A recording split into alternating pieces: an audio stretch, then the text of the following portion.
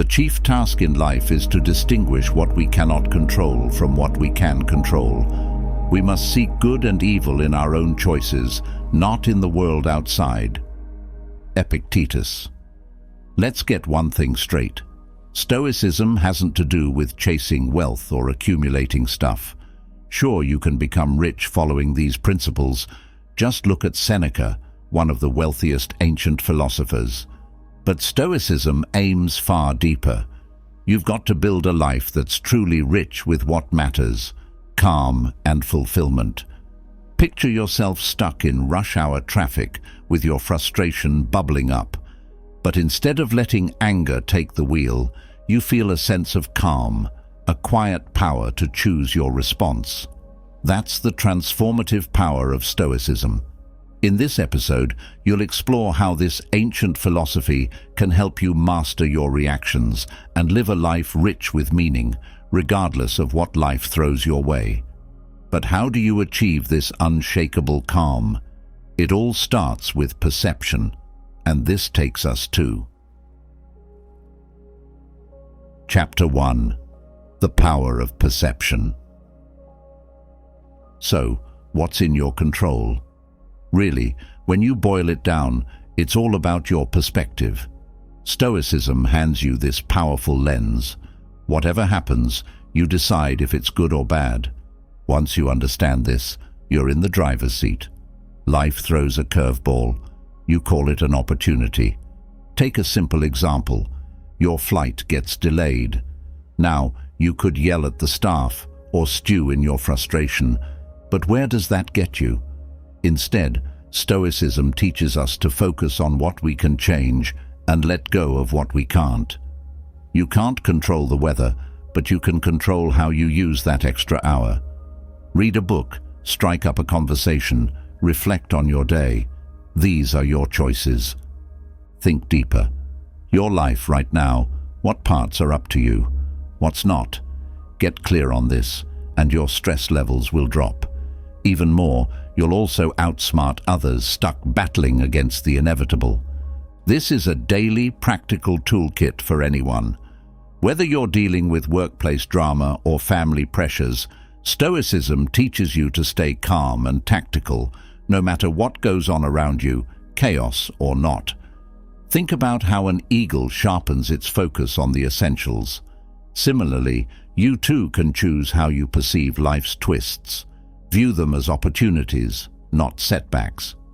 Even snakes shed their worn-out skin, ready to release old grievances and seize new possibilities with fresh energy. Or, think about how lions use their courage to confront life's uncertainties head-on.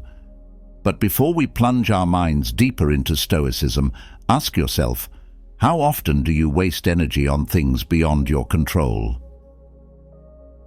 This brings us to Chapter 2. The Choice in Your Hands. Here's a reality check for you. Every single day, good or bad, you're faced with choices.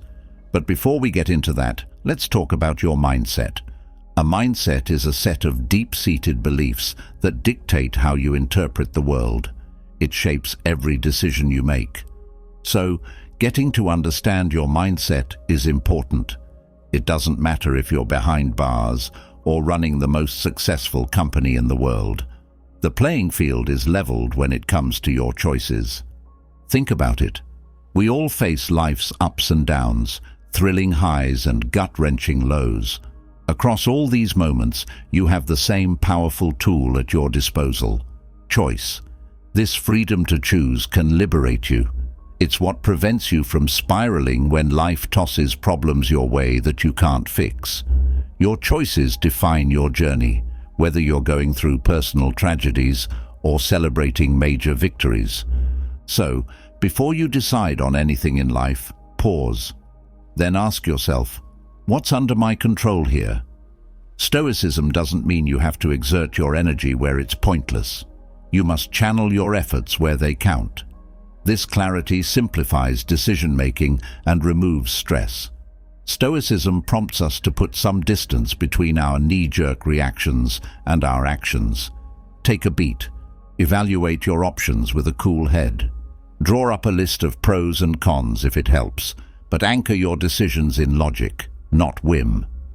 In Stoicism, a life well lived is one that's aligned with nature and rationality, and you will come to find that this notion will be reiterated from time to time as an incessant reminder, as we shall do with many other essential Stoic beliefs and principles.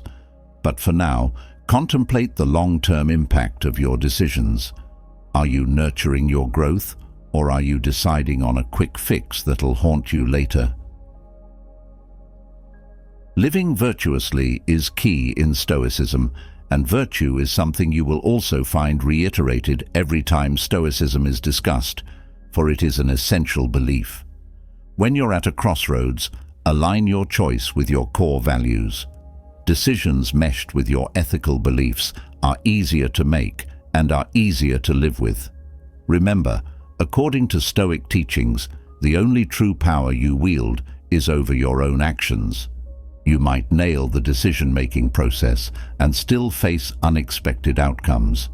Brace yourself for any scenario. This mindset reduces anxiety around decisions because you're prepared for any result.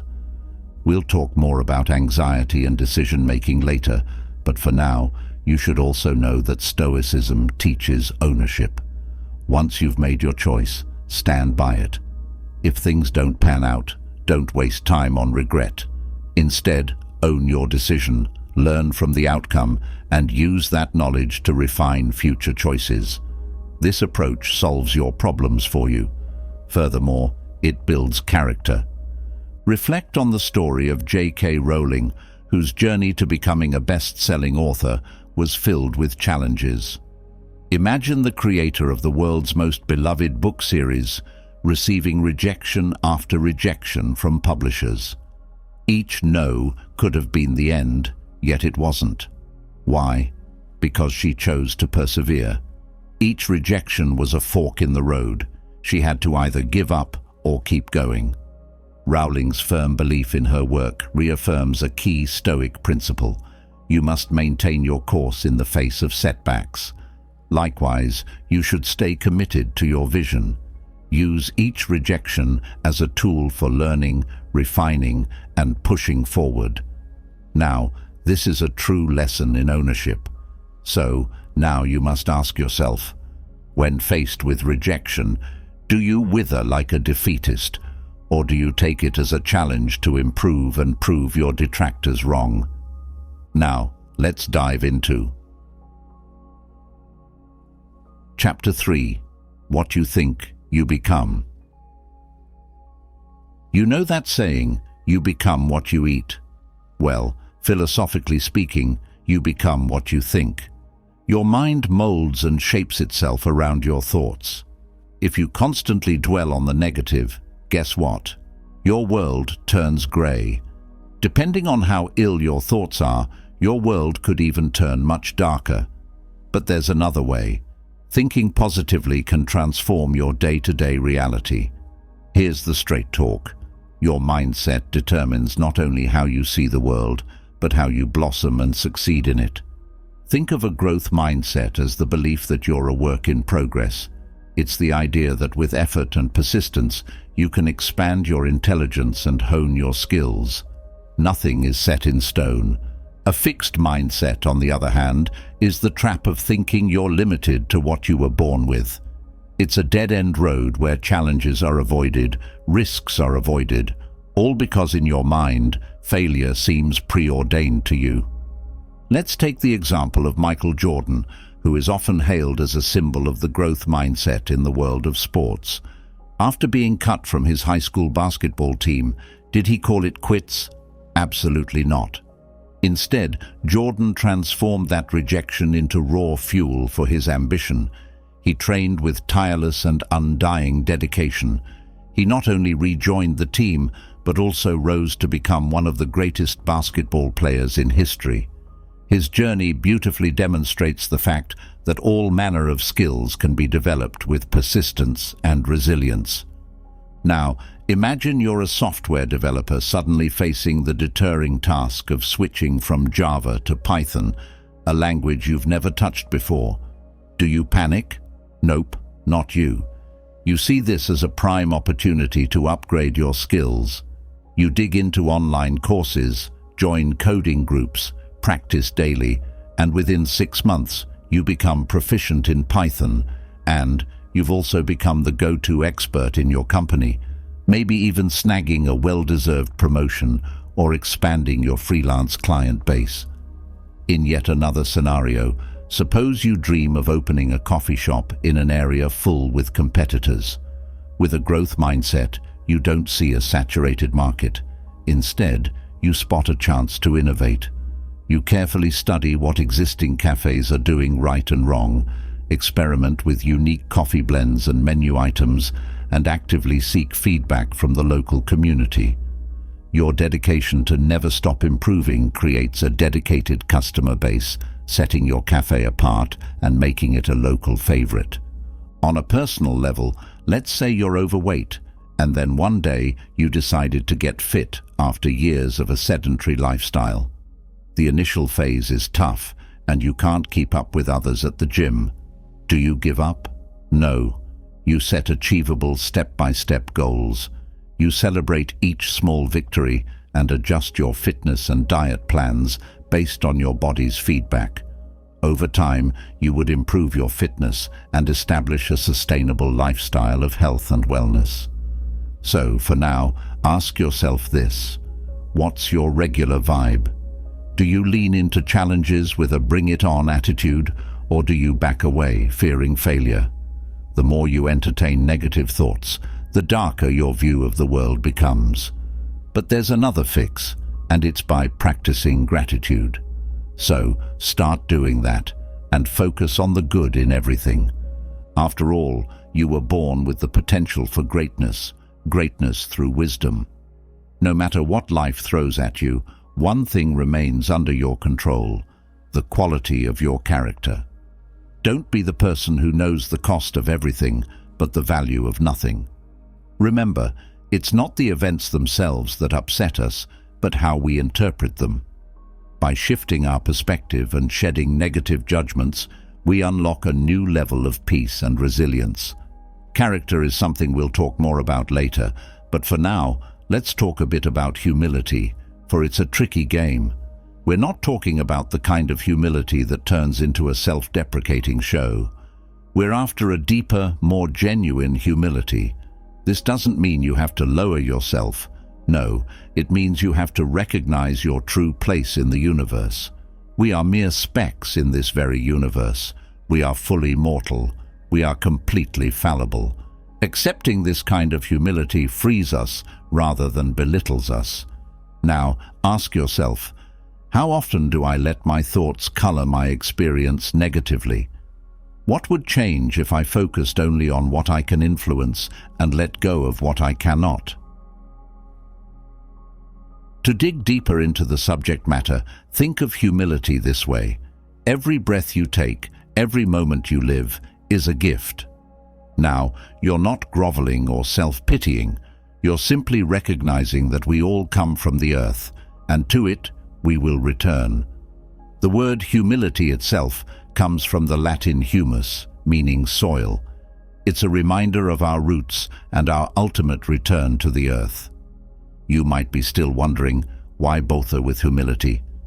Well, remembering our mortality helps us live more fully. It's a wake-up call, not a reason to despair.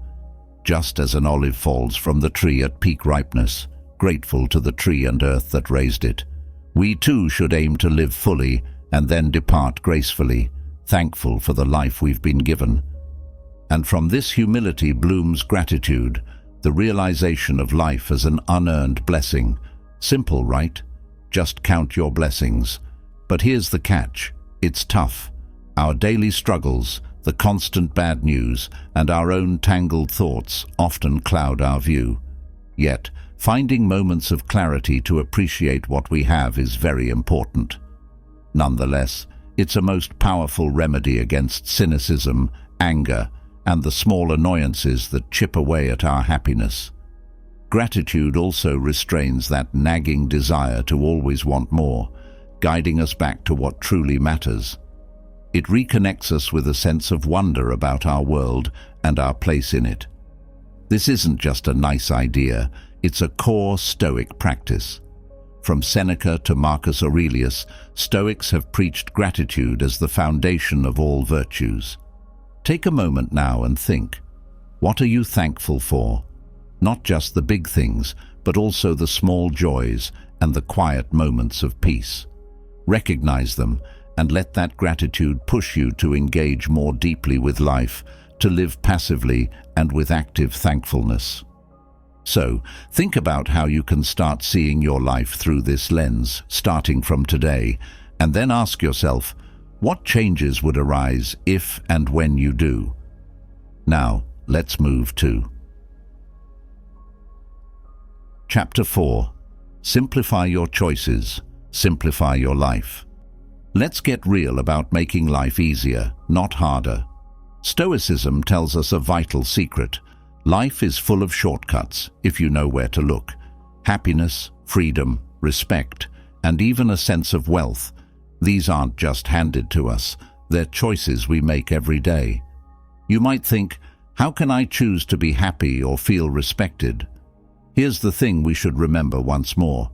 Stoicism teaches that we're in charge of how we respond to life's events. Sometimes, fate throws us curves, setting a path we often can't change. The Stoics believed in fate as an unchangeable course, things that are just meant to be, no matter what we do. But here's the thing, they also believed in providence, a guiding force ensuring everything has a reason, fitting into a bigger plan. Think about it like this, everything is part of a grand design, a greater plan. Yet, even in this predetermined game, we've got moves to make.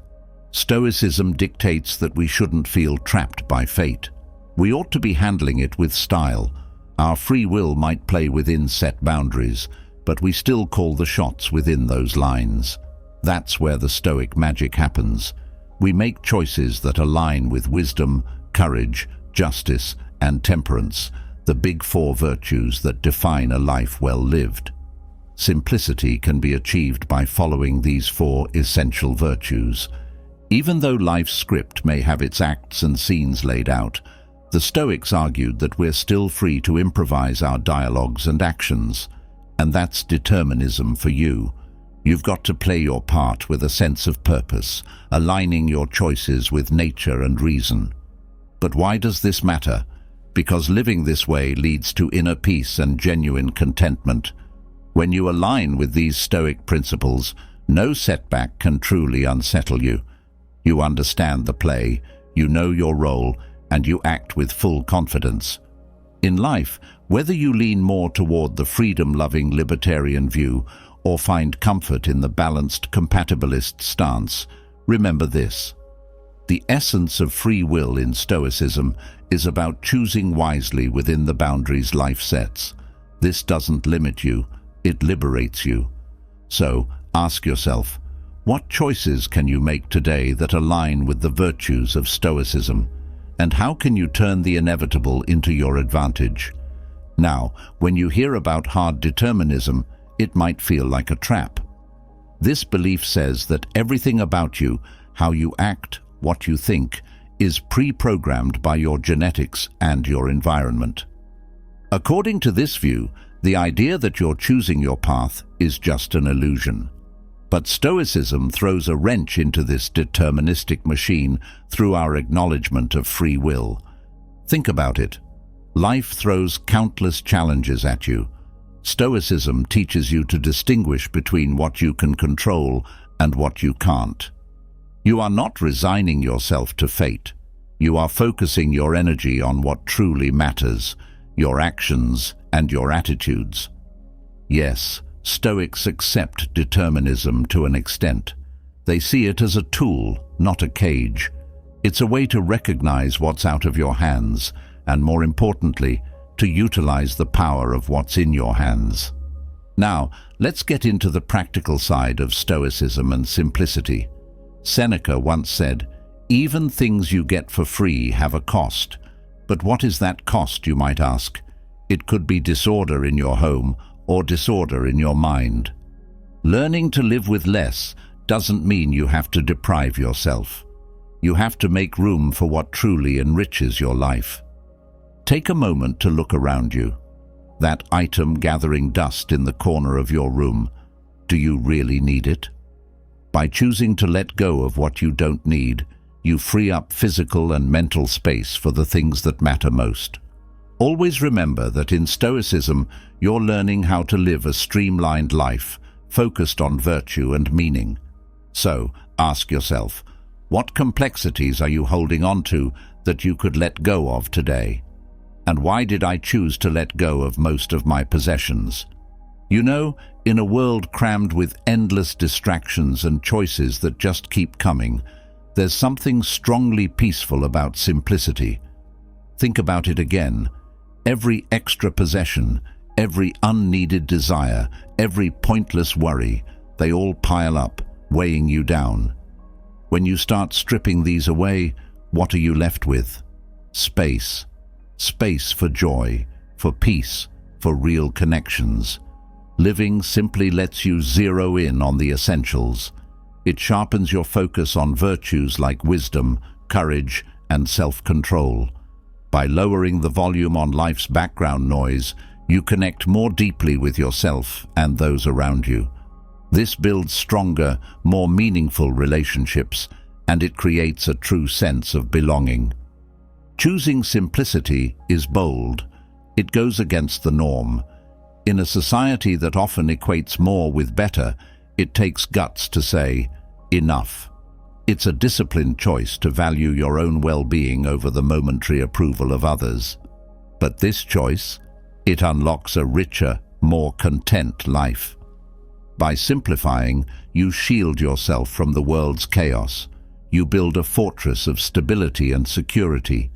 You come to realize that your worth isn't tied to your stuff or your status. Simplicity becomes your sanctuary, your mini-paradise, a place of calm in the storm of life, offering you strength and solace when times get tough. And here's where minimalism ties ever deeper into Stoicism. By decluttering your space, you bring order and clarity to your environment, mirroring the Stoic quest for inner calm. Choosing with intention is what minimalism is all about. You're choosing quality over quantity. Every item you keep has a purpose, and everything else, let it go. This careful curation of your life forces you to be mindful about what you consume and why. As you strip away the excess, what appears is a life of tranquility and purpose. You stop chasing after material wealth and start appreciating the richness of experiences and personal growth. This shift away from materialism toward a focus on the real, genuine rewards of life is what will bring you a strong sense of fulfillment and self-awareness. So ask yourself, what excess can you cut out? How might simplifying your life give you back control and lead you to true contentment? Is your mind ready to dig deeper? Let's explore. Chapter 5. The Art of Inner Reflection. Aside from being a philosophy, Stoicism is also a call to action. It dares you to turn your scrutiny inward, challenging you to question what you do and why you do it. Every morning, as the sun rises, ask yourself, what's really important in my life? You already hold the answers to the biggest questions of life. You might think these truths are hidden in books or whispered by gurus, but they're within you. Honesty is your only requirement here. Don't be too harsh on yourself. Remember, everyone starts somewhere, and the potential to grow is the true gift. Contemplate on how your self-concept shapes everything. It influences how you feel, how you judge, and how you act. By knowing who you are and who you are becoming, you can strengthen this self-concept. Change is constant, and understanding your evolving self is crucial. Take a practical scenario. Perhaps a presentation at work didn't go as planned. Rather than just feeling frustrated, take a moment, reflect. Recognize that maybe, just maybe, you didn't practice enough. And no, this isn't failure, it's a lesson. Next time, you'll be ready to rehearse with a colleague or a friend before the real deal. Or maybe you've just ended a relationship. It's easy to point fingers, but what about your role in it all? Reflecting on your actions can provide insights that prevent future mistakes in romance and in all relationships. So, how do you begin this journey of inner reflection? It's simple. Set aside some quiet time each day. Ask yourself critical questions. What are my goals? What values do I hold dear? What are my strengths, and where do I falter? What have been my successes, and what have I learned from my failures? What could I have done differently? Stoicism teaches that the unexamined life isn't worth living. Or actually, Socrates said that. It implores you to dig deep and discover who you are and who you can become. This way, you're setting the foundations for a life well lived. So, take this knowledge, apply it daily, and watch as your life transforms through the powerful practice of Stoicism. And while you're fully immersed in this Stoic journey, keep remembering that self-reflection is key to personal growth and mental strength. Yet, this practice can slip into dangerous territory, turning into rumination, excessive self-criticism, or never-ending comparison to others. What does this look like? It might be the endless loop of stressful thoughts, where worry consumes your mental space. It could be the harsh inner critic that constantly sees you as inadequate, or the negative whispers in your mind that hold you back from pursuing what you truly desire. Perhaps it's the continuous habit of measuring your worth against others, feeling always a step behind. Stoicism recognizes these traps and offers a strong defense through self-compassion and a focus on actionable change. Think about how you'd treat a friend in need, offering reassurance, focusing on their strengths, and encouraging practical steps forward. This is the compassion you must afford yourself. When self-reflection stirs anxiety, change your thoughts. Instead of wallowing in what's wrong, identify what you can change and make plans to act. For instance, if a work presentation didn't turn out well, don't spiral into worry. Approach it as a learning opportunity. What can be improved? Maybe it's your preparation or your delivery. Set a plan, practice more, seek feedback. There's no other way. Be honest but gentle with yourself during these reflective moments. Avoid self-blame. Record your failures and set a roadmap for personal excellence. For example, if you discover a gap in your skills, outline steps to enhance your knowledge or seek opportunities for practice. If negative thought patterns come up, consciously work to replace them with positive affirmations and constructive actions. If you think you can do this, then you know you can. It's all in your mind. Beyond what the mind thinks, it's up to your actions to fulfill it. Again, remember that Stoicism teaches you that wisdom lies in controlling what we can and letting go of what we cannot. Always keep in mind that you've got the power within you. It's all in your mind, and your actions bring it to life. Now, let's examine deeper into what really defines us in Chapter 6. Rethinking Value, Character over Labels. In Stoicism, your character isn't just a part of you, it is you. Forget about superficial labels, your skin color, your clothes. These are irrelevant. What truly matters, what truly defines you, is your character. This is the essence that you produce daily through your actions and decisions. It's what makes you memorable, what creates your legacy, and what you'll be remembered for. Think about this. When buying a horse, would you obsess over the saddle and not the strength and spirit of the horse itself? Seneca pointed out the folly in such behavior. Likewise, focusing on the circumstances of your birth, essentially your saddle and riding gear, is insignificant compared to the nobility of your character, which is the horse in this analogy. Now, consider our modern predicament. We inherit this remarkable tool, our intellect, and yet, how do we use it? We squander it on trivial pursuits. One more TV episode, another game watched from the couch.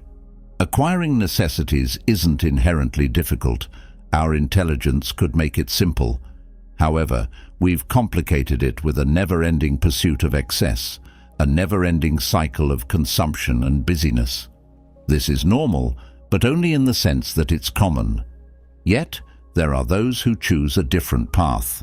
They are the ones so absorbed by the potential of their minds and the appeal of wisdom that they strive for a higher existence. These individuals aim to rise above the ordinary.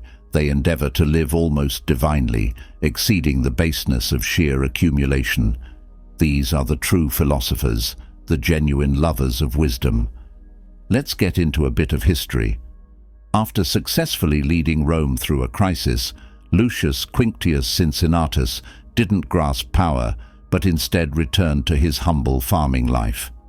This action sharply contrasts with today's obsession with status and accumulation, teaching us that true value lies not in holding on to power, but in the ability to let it go. What we can learn here is that real satisfaction comes from serving others, and then retreating to simplicity, focusing on the core of who we are rather than the glamour of authority. Furthermore, during the devastating Antonine Plague, Emperor Marcus Aurelius became a model of Stoic endurance, steering an empire through disaster with a steady hand. His commitment to his duties and the welfare of his people, despite suffering personal losses, remarkably represents the Stoic belief that external situations should not upset our internal calm. This makes us think, how can we too stay true to our values in the face of life's disturbances? Then there was Diogenes the cynic, who one day observed a child drinking from his hands. Since then, Diogenes discarded his own cup, rejecting the unnecessary comforts of life. This act confronts our modern fixation with material goods, highlighting the Stoic philosophy that values independence and simplicity over luxury. Diogenes' choice to embrace minimalism prompts us to rethink our needs and what it means to live a meaningful, self-sufficient life. And when Alexander the Great offered to fulfill any wish for him, Diogenes simply asked him not to block the sun. This interaction shows us the Stoic ideal that true wealth and freedom come from the independence of our spirit. Fascinating, no? This also challenges us to examine if we place too much value on external validation rather than on our inner sovereignty. Speaking of external validation, we will come to that in much greater detail in a later chapter. But for now, let's continue on our anecdotal reminiscence and make mention of Emperor Antoninus Pius, who avoided the temptation of conquest and warfare and instead dedicated his rule to peace, stability, and the welfare of his people. His leadership prioritized duty and communal well-being over personal gain. His reign invites us to envision what leadership could look like when it's free from vanity and committed to the common good. And then we have Heraclitus. While living as a hermit, he discovered enlightenment next to a simple oven. His life illustrates that wisdom and character are developed not through social status or wealth, but by seeking to understand universal truths, even in modest settings. This begs us to look past conventional measures of success and appreciate the constancy of change and the simplicity of living authentically. To live like them, to aspire to this nobility, start by questioning your daily choices. Are they enhancing your character or just your comfort? Do your activities elevate your intellect or merely entertain it? Embrace this Stoic challenge. Focus on building a character so powerful, so virtuous, that it leads you through life and toward a more enlightened existence. After all, Stoicism has been the foundation of character education for centuries. For over 2 millennia, from ancient Greece to the desks of American presidents like George Washington and Theodore Roosevelt, Stoicism has shaped leaders. What then does it mean to do the right thing? Let's return to the 4 key virtues we mentioned earlier in the episode and explore them in detail: courage, temperance, justice, and wisdom. First of all, deliberate on courage. You might be thinking that it has to do with never feeling fear. Rather, it's more about choosing to act despite that fear. You've got to face challenges head-on, risking for a greater good. Next, temperance. Now, this is the balance between cowardice and recklessness.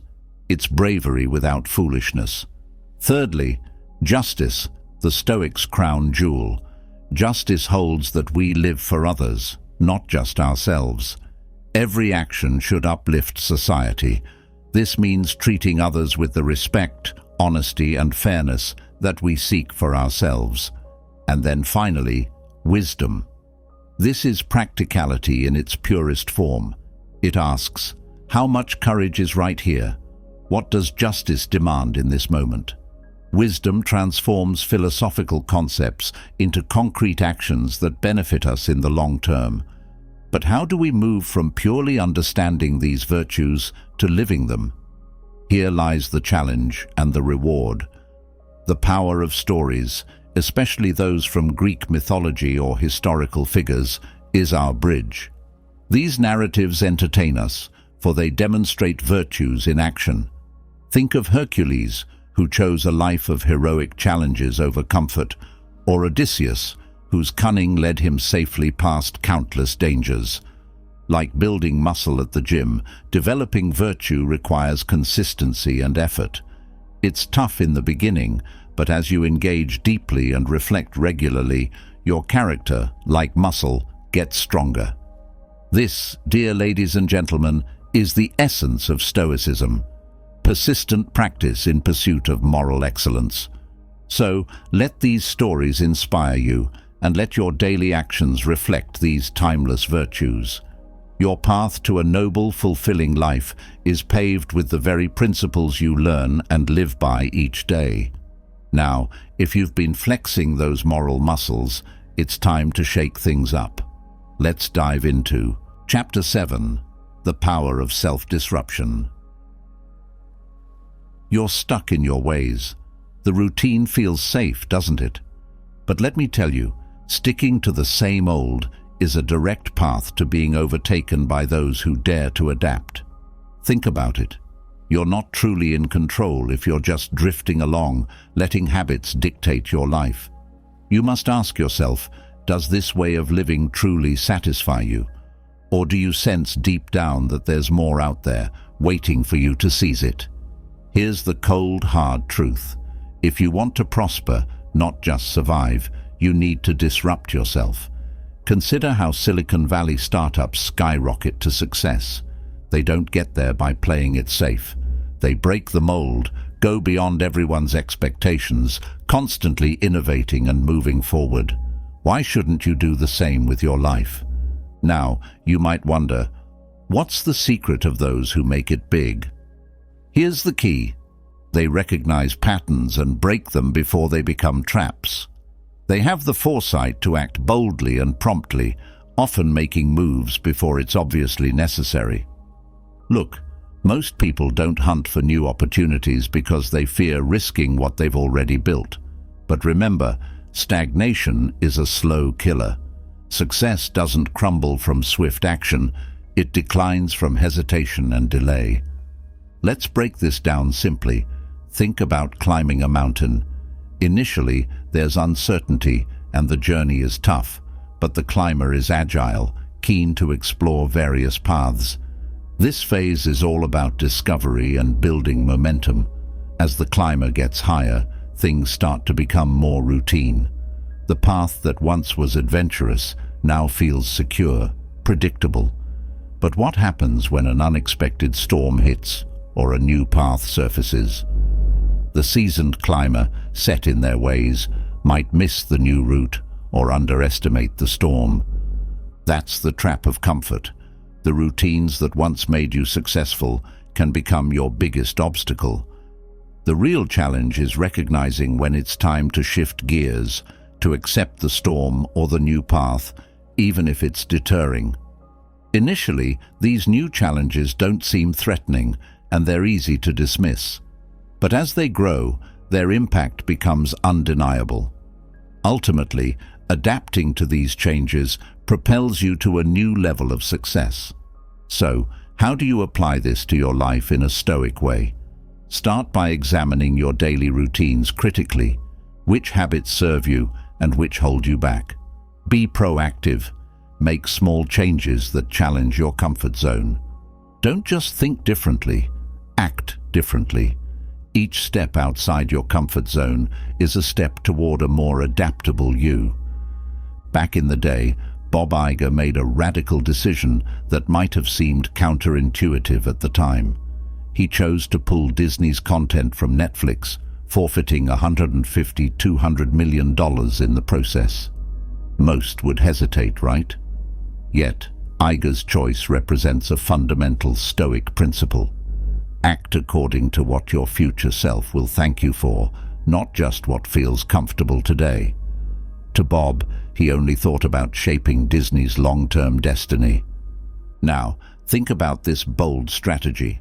Launching Disney Plus in 2019 was a gamble, with projections suggesting it might take until 2022 to recoup the lost revenue. However, Iger's vision extended beyond the horizon of immediate profits. He understood something crucial. Real leaders succeed by anticipating change, not reacting to it. Under Iger's leadership, Disney sought to redefine its industry. By choosing not to sell to Netflix and instead focusing on its core offerings, movies, TV shows, and theme parks, Disney stayed healthy. And then came the acquisition of most of Fox's film and TV assets for $71 billion, significantly expanding Disney's footprint. Imagine if Iger had played it safe. Disney could have been on the other side of that deal, perhaps a chapter in someone else's expansion story. Once again, be disruptive. Do not resist it. By being disruptive, Iger transformed Disney into a powerhouse of entertainment and technology, competing against giants like Apple, Amazon, and Google. This was a Stoic mastery of change, beautifully characterizing the philosophy of controlling what one can and adapting swiftly to what one cannot. Now, let's draw a broader picture. The business landscape is rapidly evolving due to digital technology, globalization, and shifts in health and environmental policies. Look at enterprises like Google, Uber, and Airbnb. They started in one niche and now pioneer multiple industries, including banking and healthcare. Remember Reed Hastings of Netflix? His decision in July 2011 to raise DVD rental prices and push for online streaming met initial resistance, yet it positioned Netflix to lead in the new era of technology. This lesson, however, isn't confined to tech moguls. It's everywhere, across all sectors: construction, manufacturing, education, you name it. You must always foresee and adapt to changes. And what about you? Are you ready to adapt to change like Iger, to act boldly in the face of uncertainty? Stoicism teaches us that disruption is an opportunity and not an obstacle. Or perhaps the better question isn't whether you can afford to disrupt your life. The real question is, can you afford not to? And that brings us to our next point with Chapter 8: Leveraging Disruption for Serenity. You see, you can't dodge life's disruptions. Seeking tranquility won't require you to shield yourself from the noise or the chaos. Instead, you must know how to respond to them. There are better places to look for inner peace other than in brief moments of silence. You're better off finding inner peace through understanding and balancing life's highs and lows. This is your true path to serenity. Consider Marcus Aurelius, an emblem of Stoicism. Picture him, a Roman emperor, not meditating in the comfort of a palace, but reflecting on his thoughts in a battlefield tent. His ability to find clarity while managing an empire and handling war is more than inspiring. It's a direct lesson for us. In today's uncompromising digital age, where our battles often involve mental struggles or endless screen time, his example is incredibly significant. If Marcus could find tranquility during literal and figurative storms, why can't we find our own peace during lesser chaos? Stoics like Seneca emphasized the folly of suffering over imagined troubles. Our mind can indeed be our worst enemy, creating fears and anxieties from mere shadows of reality. Although we will discuss this in greater detail in a later chapter, it is worth noting for now that we often find ourselves lost in worries about events that haven't occurred or might never happen. We fret over others' opinions, dread forthcoming events, or brace for conflicts that exist only in our minds. This endless cycle of needless worry must be broken. Only you can break it, for your mind is everything, and your mind dictates what can or can't be done. The only time such thoughts serve us is when we use them constructively through negative visualization. This technique involves deliberately contemplating potential negative scenarios to mentally prepare and strategize our response, transforming anxiety into action. You should remember once more that Stoicism teaches us to master our emotions, not to suppress or fake them, and that we ought to understand them greatly. Mastery here means recognizing your emotional state as it happens. Once aware, you're better equipped to act, both immediately and in the long run. You don't have to change how you feel on an urge. You have to respond to your feelings with thoughtful, constructive actions. In the short term, you must learn to act through reason instead of letting emotions lead. You have to catch yourself right when you're about to react emotionally and consciously, choosing a rational response instead. And how do you do this? By recognizing when emotions are starting to bubble up, pausing, and redirecting your actions through thoughtful decision-making. Once again, this doesn't mean you have to suppress your emotions, but rather, you've got to manage your emotions wisely. For the long haul, you should transform how you process and perceive the events in your life. This means identifying what triggers negative emotions like anger, frustration, and envy. Once you pinpoint these triggers, you work on reframing how you view them, making you more resilient and less reactive. When you alter your perception of the external world, you change your emotional responses to it. Stoicism doesn't just encourage this. In fact, it provides a framework for it. Just how you would do in the short term, this philosophy also urges you to pause, reflect, and choose actions that align with virtue over knee-jerk reactions based on fear or anger. And we must say it again, Stoicism champions the power of choice, your ability to decide how you respond to any situation. This autonomy is crucial for maintaining inner peace. Another fundamental Stoic practice is rationalization. By evaluating your thoughts and beliefs for their truth and rationality, you challenge your perceptions and assumptions. This critical analysis helps you develop a more objective view of the world, allowing you to find stability when the going gets rough. This approach is also influenced by the Socratic method, highlighting continual questioning to achieve deeper understanding. Since Seneca and other Stoic philosophers often remind us that many of our troubles stem from exaggerated or imagined scenarios, by learning to distinguish reality from perception, you liberate yourself from unnecessary worries and achieve tranquility. Rationalization teaches you that while you can't control external events, you can control your reactions to them. In other words, be rational. And since we've talked a bit about gratitude and simplicity earlier, you must always keep in mind that Stoicism encourages mindfulness and connection with nature, urging you to recognize the joy in the present. Therefore, each morning, remind yourself of the privilege it is to be alive. to breathe, think, enjoy, and love. This practice deepens your appreciation for the world around you and brings moments of peace into everyday life. This brings you closer to tranquility, to serenity. So, are you ready to change how you face life's disruptions? Remember, the Stoic finds peace not by avoiding the storm, but by learning to go out and play in the rain. So, let's ask again. Can you afford to let another day pass dominated by unfounded fears, or will you step up and take control of your inner world? Next, let's move on to Chapter 9, The Power of Perspective in Crisis. In every life, disasters strike. You might lose a loved one, a job, or a cherished relationship. These moments feel shattering, overwhelming. But what if I told you that your reaction to these disasters could transform your life? We're not simply being optimistic here. This is Stoicism. Remember what we talked about earlier. The Stoic way is to utilize your emotions and not suppress them. Imagine you've lost a job or a business. It's easy to let this loss dictate your mood and self-worth. But Stoicism urges you to shift your perspective. What's in your control?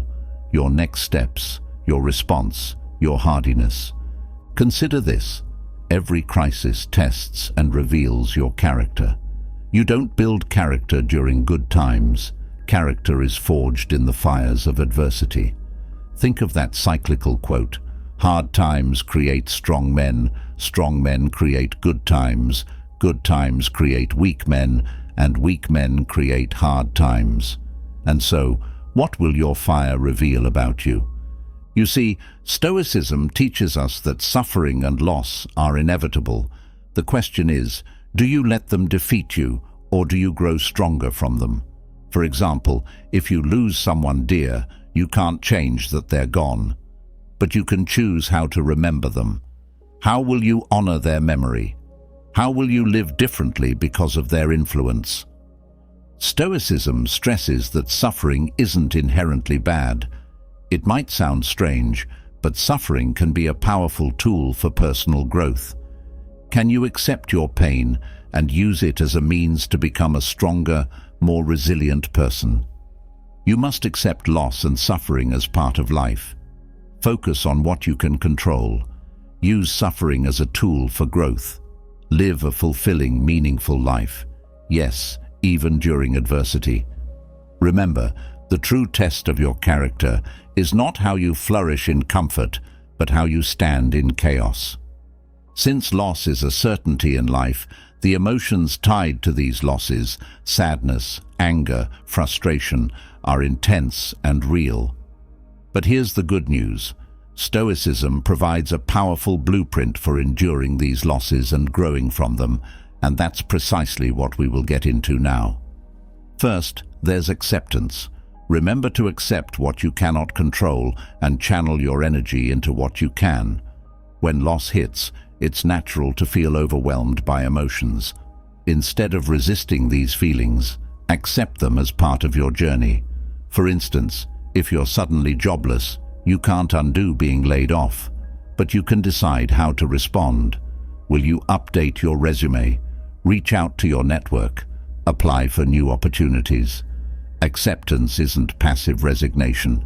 Acceptance is actively choosing where to focus your efforts to move forward. Then we have resilience. Developing inner strength is central to Stoicism. You must develop virtues like courage, wisdom, and self-control. These are your practical Stoic tools. Say you've lost someone dear. Building resilience might mean leaning on friends, engaging in physical activity, or seeking professional guidance. These actions fortify you, helping you go through grief toward recovery. Thirdly, focus on personal growth and virtue. Since the Stoic goal is focused on having a virtuous life, continually striving for personal improvement is the way to go. This mindset transforms loss into a pathway for personal evolution, for it provides a positive type of distraction to help you overcome the loss or suffering. So, if you ended a relationship, Then channel your energy into personal goals or new interests. Engage with your community. Every step in personal development helps redefine your purpose, ensuring that your life remains rich and meaningful, irrespective of external losses. Moving on, let us reflect on Seneca, one of the wealthiest men in ancient Rome. His life was marked by significant adversity, including a death sentence by an emperor. Despite these trials, or perhaps because of them, Seneca sought to transform misfortune into opportunity for betterment. Then, at the age of 43, Seneca's eloquence nearly cost him his life. Emperor Caligula, driven by envy over a particularly impressive speech Seneca delivered, contemplated his execution. It was only the intervention of Caligula's mistress, who assumed Seneca's illness would soon claim his life, that spared him this time. Just 2 years later, Emperor Claudius, under fabricated accusations, banished Seneca to Corsica, stripping him of half his wealth. This exile coincided tragically with the death of his infant son, deepening his solitude. On this remote island, separated from his wife and in the middle of personal grief, Seneca found peace in writing. It was his only refuge. After 8 long years, Rome called him back, not for recognition, but to tutor the young Nero, a task heavy with its own challenges. Despite Seneca's best efforts, Nero rejected all philosophical and ethical teachings, growing instead into a self-indulgent tyrant. Ultimately, Nero's reign of terror would claim the lives of his closest kin, including his own mother, brother, and wife. Seneca himself was not spared. At 69, under Nero's orders, he too was compelled to end his own life. Yet, Seneca's story is not simply one of suffering, for we learn a great deal of Stoic endurance from this great man. Facing his imposed death, Seneca seized this final moment to impart wisdom, similar to Socrates' peaceful acceptance of hemlock. Prepared for death through years of philosophical discipline, Seneca faced his end without fear, reportedly stating, "Given that Nero killed his own family, it's unsurprising he would kill his tutor as well." His final thoughts, though lost to history, likely touched base with Socrates' defiant proclamation, in which he said, "While you can kill me, you can't harm me." This shows us the Stoic belief that, while you may destroy the physical body, the inner spirit, the true self, remains invincible. Seneca's life teaches us the very same powerful lesson that we're talking about here. True resilience lies in transforming adversity and not in avoiding it. Each trial, each betrayal, and even death itself can be a source of strength. How then will you face your trials? Will you let them define you, or will you redefine them through the lens of Stoic wisdom? And as you face your own challenges, consider the Stoic principles that we've been talking about. Can you accept the unchangeable? How will you build your resilience? And what steps will you take today toward personal growth? Remember our earlier lessons. It's not the events in your life that define you, but how you respond to them. And now that you've understood that you ought to accept what life throws at you with a solid stance, you may wonder how such a principle might really help when fear starts nibbling at your peace of mind. Hang tight, because we're tackling just that in Chapter 10. Conquering Fear with Stoic Self-Control. Paranoia and fear can cripple you. When fear takes over, it clouds your vision and blinds your reality. This is where Stoicism steps in, offering self-control as your shield against the anarchy of fear. Think about it. Fear often leads to irrational thoughts. If you fear that others are out to sabotage your success and you don't manage these thoughts, you'll start seeing enemies everywhere. Fear acts like a magnet. What you fear, you attract. In essence, fear can become a self-fulfilling prophecy. And according to Stoicism, happiness comes from aligning our personal nature with the universal nature. So, how do we prevent the painful split between our individual nature and the universal one? And how do we ensure our fears do not derail us from our true path? By understanding and practicing Stoic self-control, we align ourselves with the flow of nature and find peace, even if things around us are a total mess. But do you sometimes feel like you're drowning in negative emotions? Anxiety, anger, fear, and envy can pull you under, impacting everything from family life to your effectiveness as a leader. Many say, hope is not a strategy, critiquing passive expectations of a better future. Yet, hope and fear are two sides of the same coin. They both involve projecting our thoughts onto future events we cannot control. The Stoic wisdom from Hecato of Rhodes, retold by Seneca, tells us, "When we cease to hope, we will cease to fear." The lesson here is powerful. Avoid getting entangled in future worries which only birth anxiety. Instead, attach yourself in the present where you can truly make a difference. Now, let's tackle anger, a major focus for the Stoics. Athenodorus Canaanites advised Emperor Augustus with a simple but powerful strategy. "Whenever you feel yourself getting angry, Caesar," he said, "don't say or do anything until you've recited the 24 letters of the alphabet to yourself." Now, why do you think he advised such a thing to the emperor? Well, because time and distance are your allies against anger, which often causes more problems than the triggers themselves.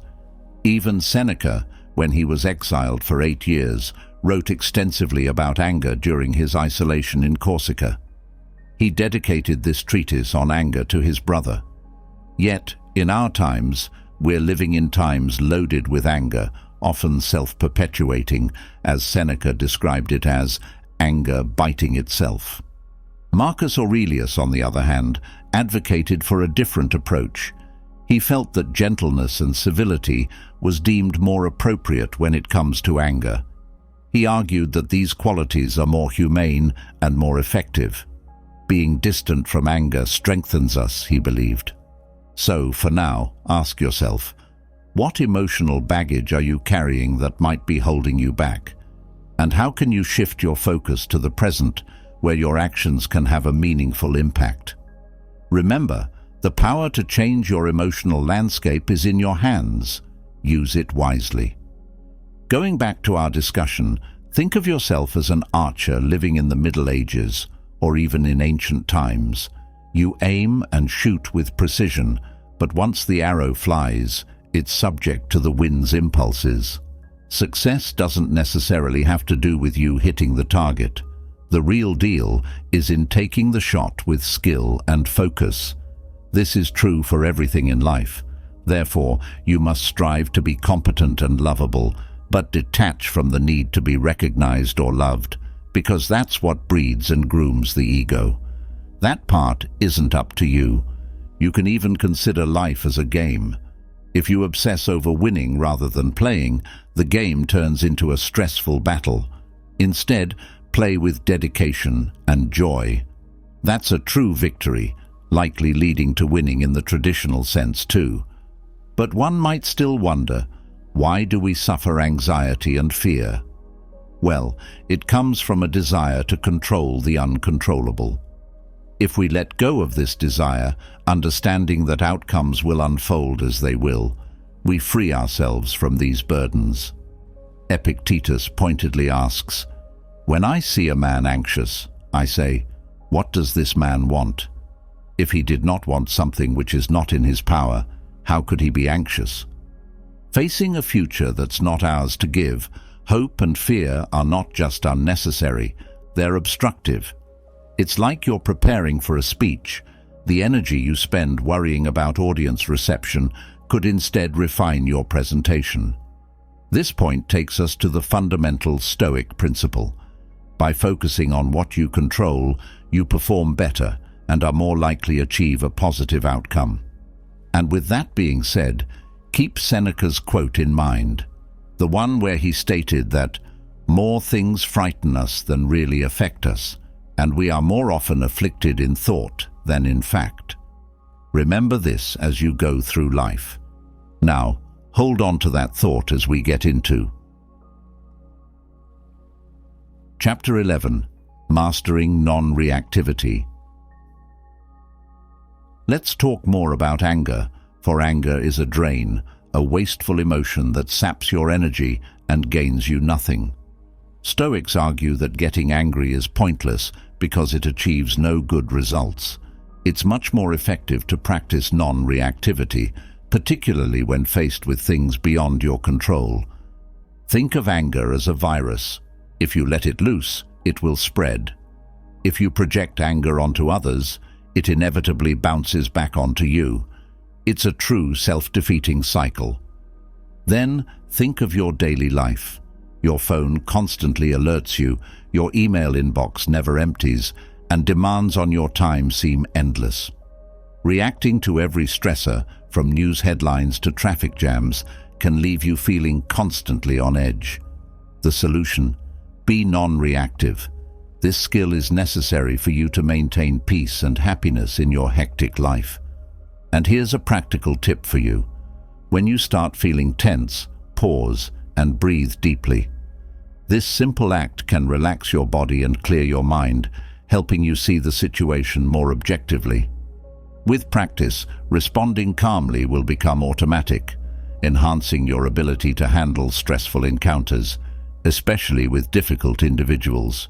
So, the next time you're cut off in traffic, instead of reacting with honks and insults, breathe deeply and relax your response. You see, arguments can escalate quickly, leading us to say things we regret. That is why, before you react, you must pause to think. This brief moment of respite is what separates the rational from the irrational. It is in this brief moment that you ought to step back and gather all the necessary information. If something is unclear, ask for clarification. This approach prevents misunderstandings and guarantees you respond in a non-threatening, non-defensive manner. It's better to seek understanding than to jump to conclusions, and always consider that you might be wrong. Take Seneca, for instance. It was in public baths, where the noise was enough to drive anyone to distraction, that he found his sanctuary. Despite the commotion that would unsettle most, he wrote his essays, his focus unshaken. This was indeed a challenge he took upon himself, turning disturbance into opportunity. From this, we learn that turmoil doesn't exist in the noise outside, but in our reactions to it. Take a look at Seneca's daily writings, for they were proof that peace is made, not found. Then think about Socrates, who, whenever he strolled through the markets of Athens, observed the multitude of goods on display. As he walked, he made a simple yet forceful declaration unto himself, "What a lot of things I don't need." This statement, straightforward yet revolutionary, overcame the disease of consumerism. Socrates demonstrated Stoic wisdom beautifully. Freedom isn't about gathering more, but desiring less. In a society that equated wealth with worth, he adopted simplicity, showing that true richness lies in non-reactivity. Then there's Epictetus, born a slave, who one day found his lamp stolen. Instead of anger, he saw a lesson in detachment, saying, "It is only natural for a thief to take," almost amused that nothing else was taken. He understood that anger was pointless, and that what he truly owned, his reasoned choice and inner peace, were untouchable. Funny enough, Epictetus also remarked that he was surprised the thief had also not taken the wick. Moving on, it's also worth mentioning Cato the Younger, who crossed the harsh deserts of North Africa with his soldiers. His leadership was super stoic. Facing grueling conditions and potential despair, he maintained a demeanor as steady as the desert itself. His example taught his men that even in extreme adversity, one's mind could remain a fortress of serenity. Now, this here is nothing short of bravery against all odds, is it not? And in a more modern context, think of Abraham Lincoln during the American Civil War. Faced with immense frustrations, Lincoln wrote his so-named hot letters, capturing his heated initial reactions. Yet, he never sent them. They were set aside until his anger subsided. This practice was his method of applying Stoic discipline, allowing reflection to temper reaction, transforming impulsive emotion into calculated action. Similarly, Thomas Jefferson's advice beautifully showcases Stoic restraint when he stated, "When angry, count to 10 before you speak. If very angry, count to 100. Quite inspiring indeed. At the end of the day, we all have triggers, specific things that spark a negative reaction in us, like feeling disrespected, belittled, threatened, or ignored. Recognizing these triggers is the first step to managing them. Once you identify what sets you off, you can learn to handle these situations non-reactively. For instance, if disrespect triggers you, practice calming yourself and seeking clarity in those moments. If you get agitated when someone doesn't respond to your message, then accept the fact that this person may not respond long before you send that message. Just send it and forget it ever happened. If they reply, good. If not, then no harm done. Be the better person. By doing this, you train yourself to respond rather than react, transforming potential conflicts into opportunities for personal growth and understanding. Now, it's tempting to take life's ups and downs personally. When someone's actions unsettle you, your first reaction might be to react or feel targeted. Yet, Stoicism teaches us a powerful lesson. Not everything is about you. This realization can greatly transform how you interact with the world.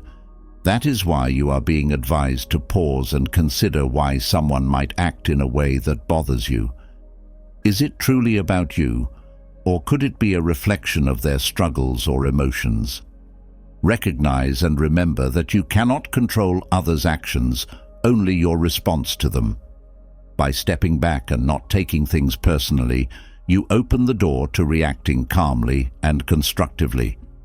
Now, take a quick breather and assess your feelings. Are you angry at something or someone? Disappointed? Identifying your emotions clarifies their origins and helps you address them more effectively. For instance, if someone cuts you off in traffic and anger flares up, remind yourself of the bigger picture. It's not a personal attack, but an impersonal moment of frustration. The other person simply wanted to get ahead, driven by their own frustration in the ugly traffic, just as you might have been. They saw an opening and took it before you could, perhaps without you even considering it. This clarity can transform your reaction from heated to composed. Expressing your needs is crucial, but so is knowing when to stop. After making your needs clear, allow the other person space to respond. This can prevent conversations from becoming reactive and gives you a moment to observe and adjust to the unfolding situation. And what about silence? In our talkative society, silence is often uncomfortable, but it can be a powerful tool. Many consider silence to be golden, for it is another form of pause that can also help you regain composure and respond thoughtfully. However, with silence, you're already composed, and you've had more time to gather your thoughts compared to when you were talking. So, consider how you react to life's good and bad moments. Do you cling to joy, fearing its end, or do you dwell on misfortunes, allowing them to sour your mood? Stoicism encourages equanimity, which is when someone approaches all of life's moments with a stable, peaceful demeanor. This balance helps you remain in control by life's swings, empowering you to face each situation with a calm, non-reactive stance.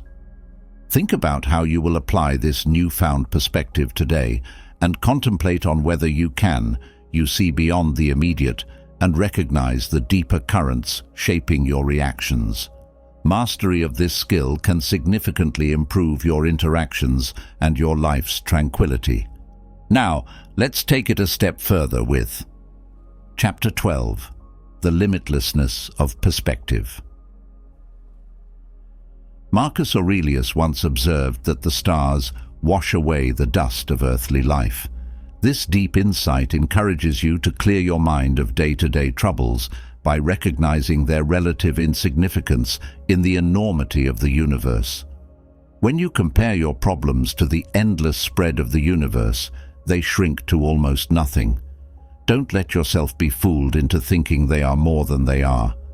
Sometimes, just look up at the stars and remember that it's a privilege just to experience the wonders of Earth.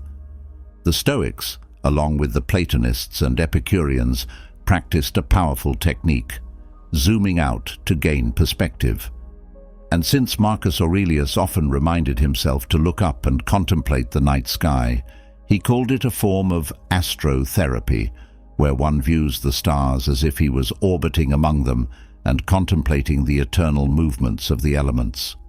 Such visions, he said, purge away the dust of our earthbound life.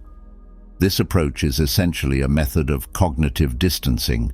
Instead of exaggerating your problems, making mountains out of molehills, you minimize them, turning each mountain back into a molehill.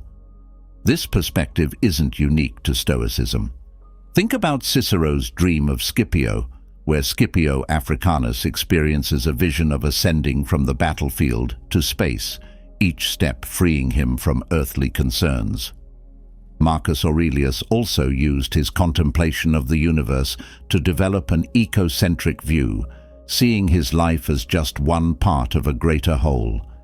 He believed in a universe guided by divine providence, or the Logos, suggesting that everything that happens is part of a grander plan. If you recall, this is something we briefly mentioned much earlier in the episode. So, the next time you find yourself overwhelmed, take a moment to look at the stars. Think about the massive universe. Let this perspective be your guide, and ask yourself, in the grand scheme of things, how significant are my troubles? Let the sky be a reminder of the bigger picture, helping you to pass through life with a calmer, more stoic perspective. Now, have you ever felt disconnected from the world around you? It's easy to get caught up in the labels and distinctions we impose on our surroundings, good or bad, beautiful or ugly. But Stoicism offers a radical shift in perspective, because Stoicism believes that everything is interconnected. Nothing exists in isolation. This concept might seem huge, but let's make it simple. Imagine you're looking at a map. You see continents like Asia and Europe, just small parts of a larger whole.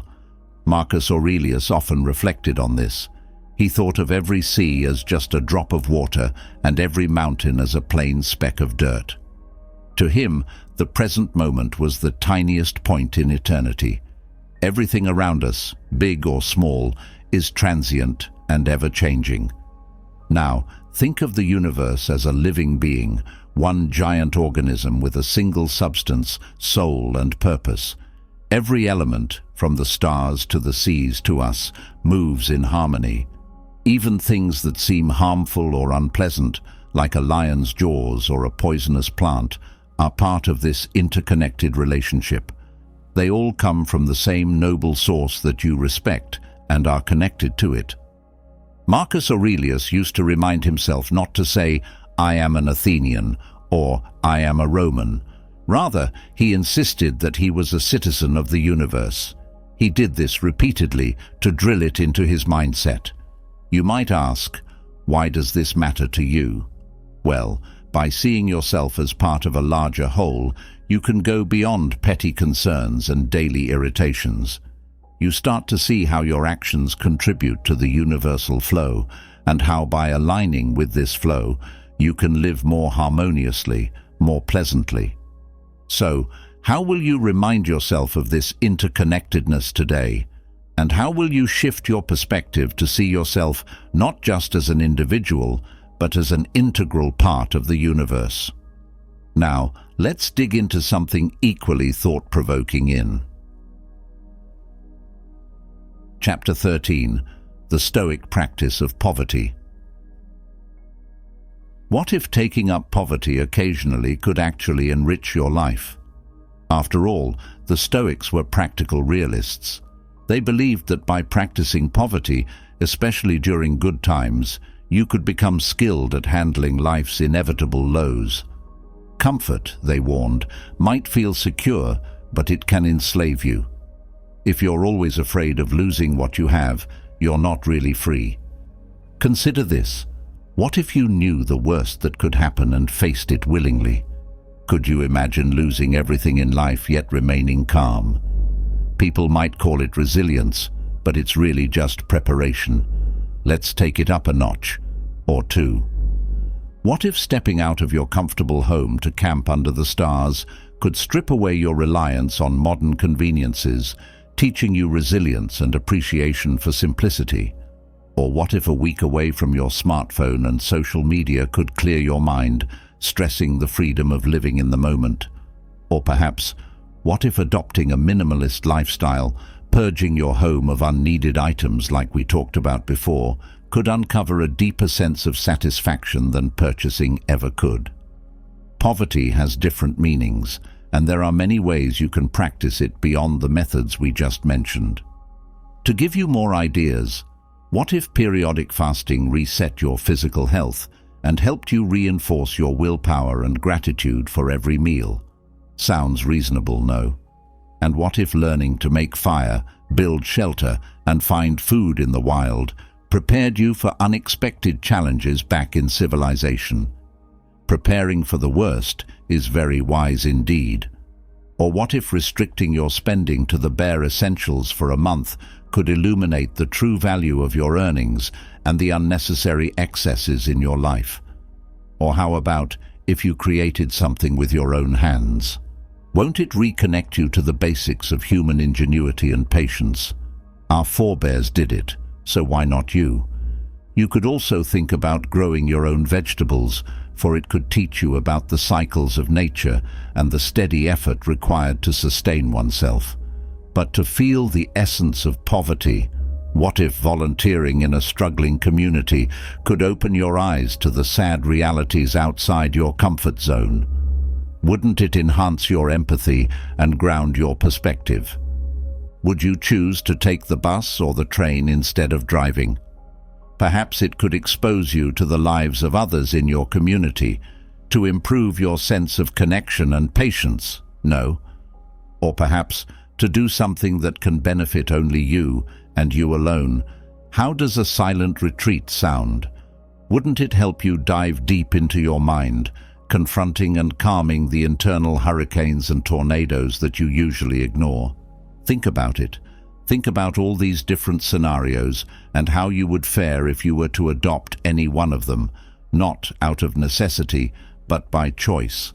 How might such experiences fortify your mind and spirit? Most likely, it will teach you that true freedom is not about having more, but being more. Now, here's a much simpler, straightforward action you can take. Every couple of months, eat like you're on a tight budget for a week. Choose simple, inexpensive meals. Think beans and rice. Do not do it for the sake of saving money. This is a powerful exercise in empathy and strength. It will teach you to appreciate what you have and prepares you to be unshaken if you ever really need to make do with less. At the same time, it will also help you care less about the things that you don't have in life.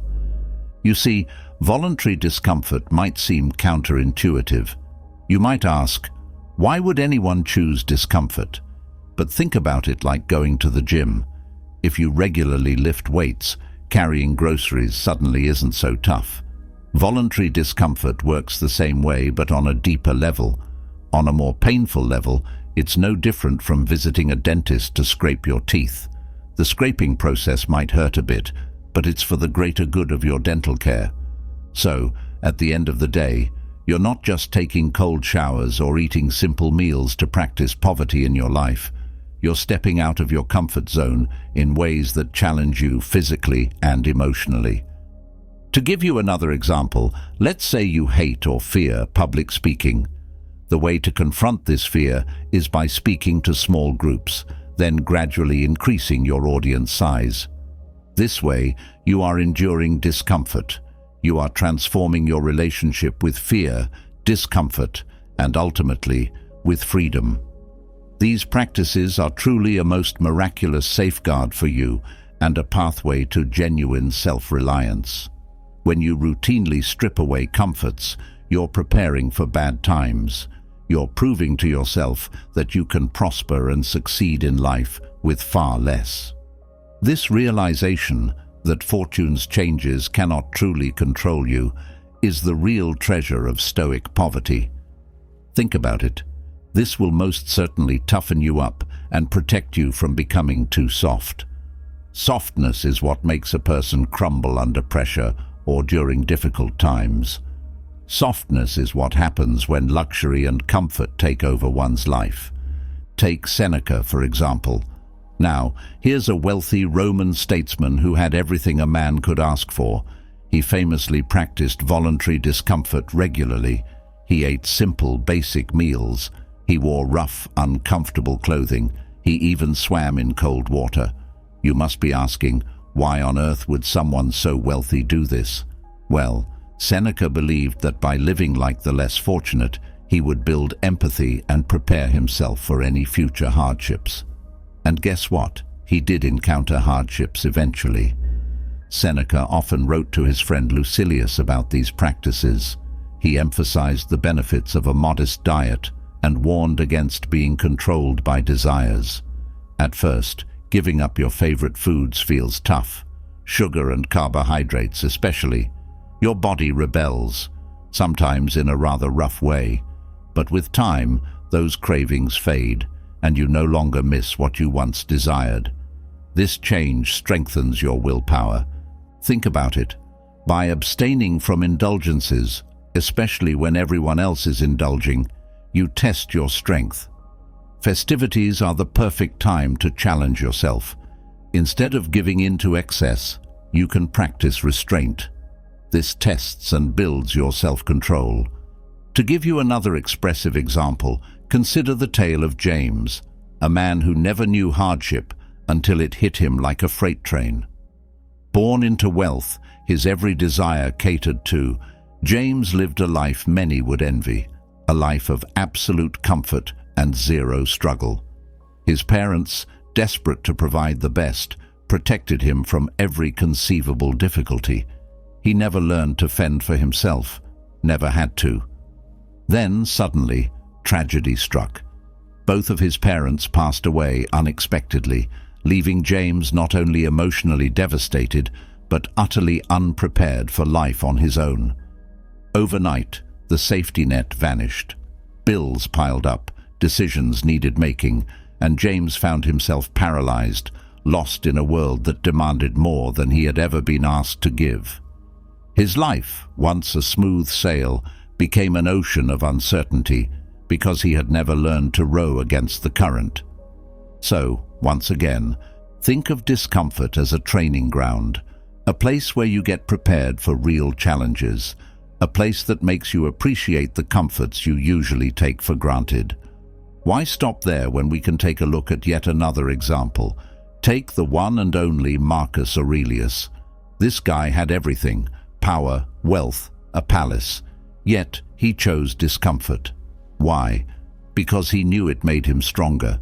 He slept on a rough military bed or the floor instead of his plush palace bed.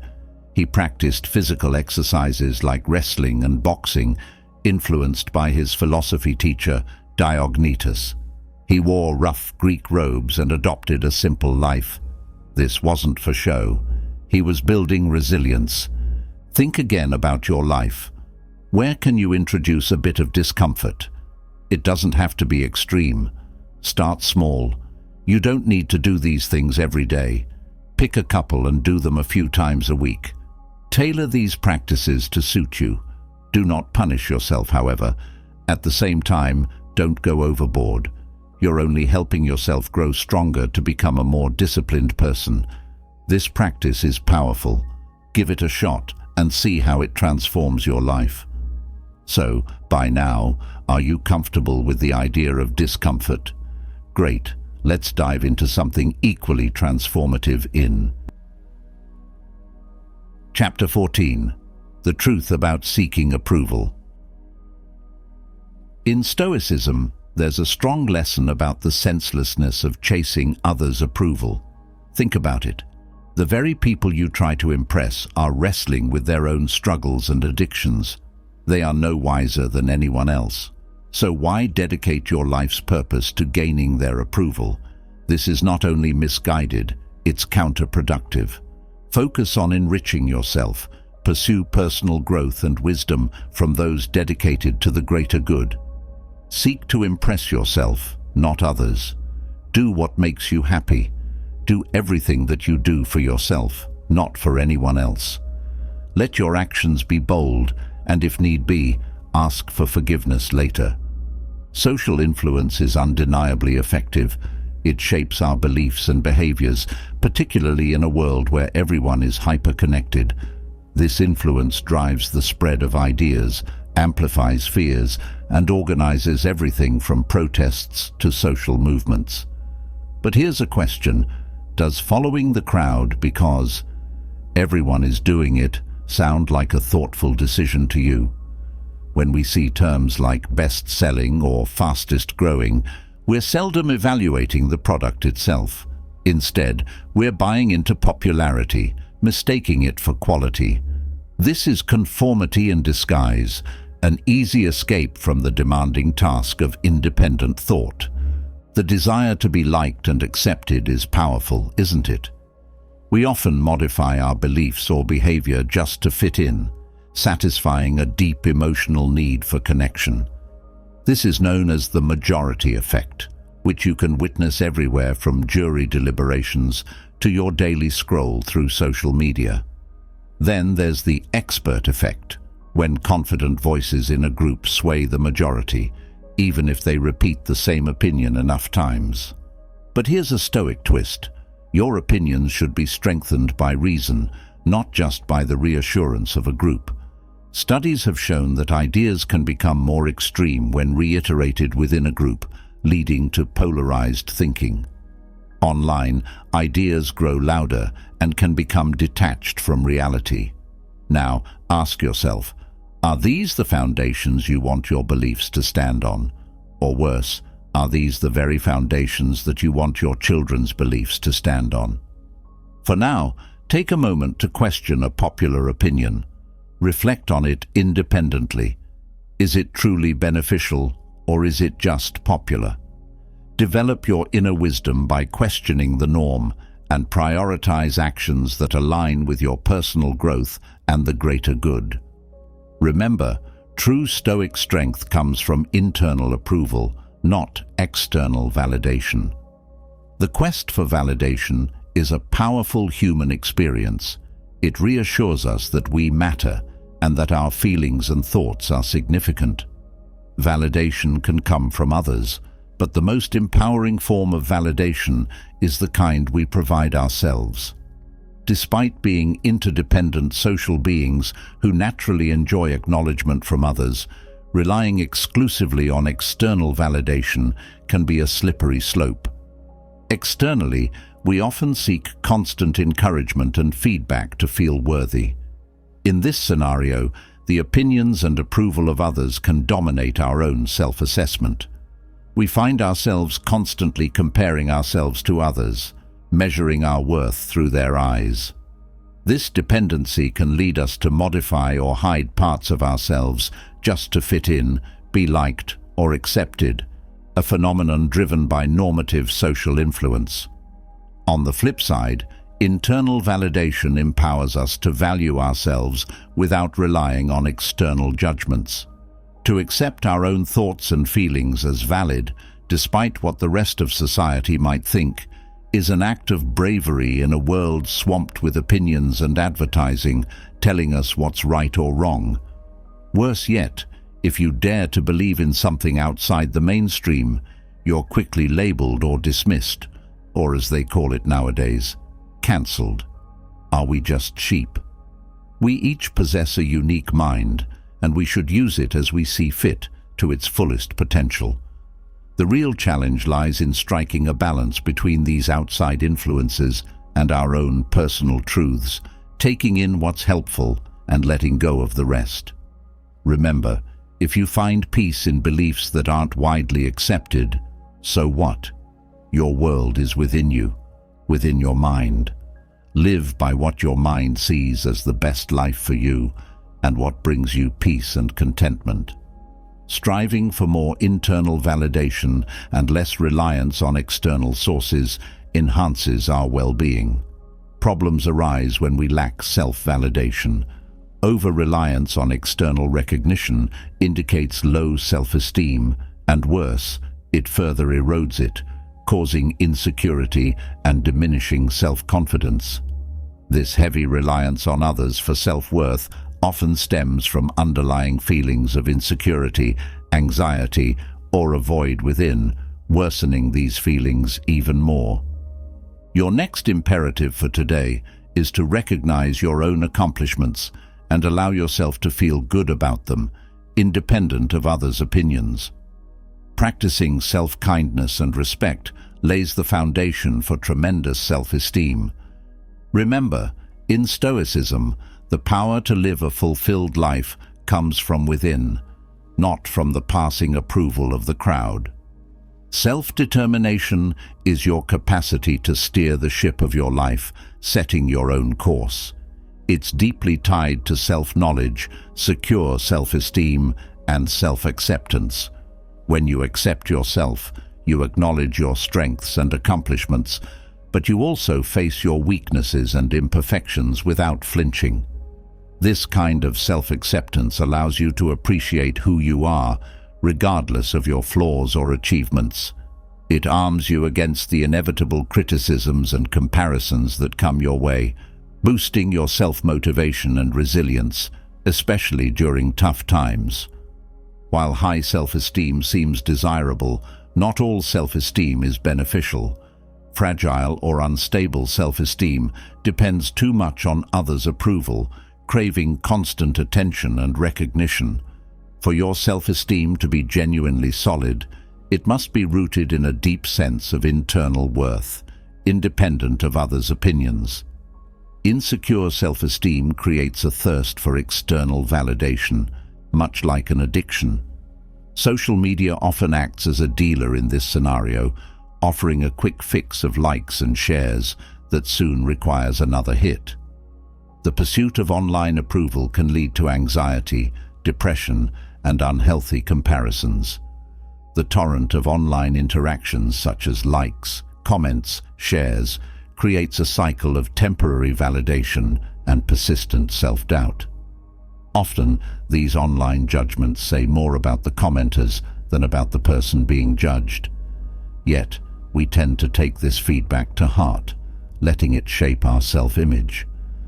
If you find yourself overly reliant on external validation, it might be time to dial it back.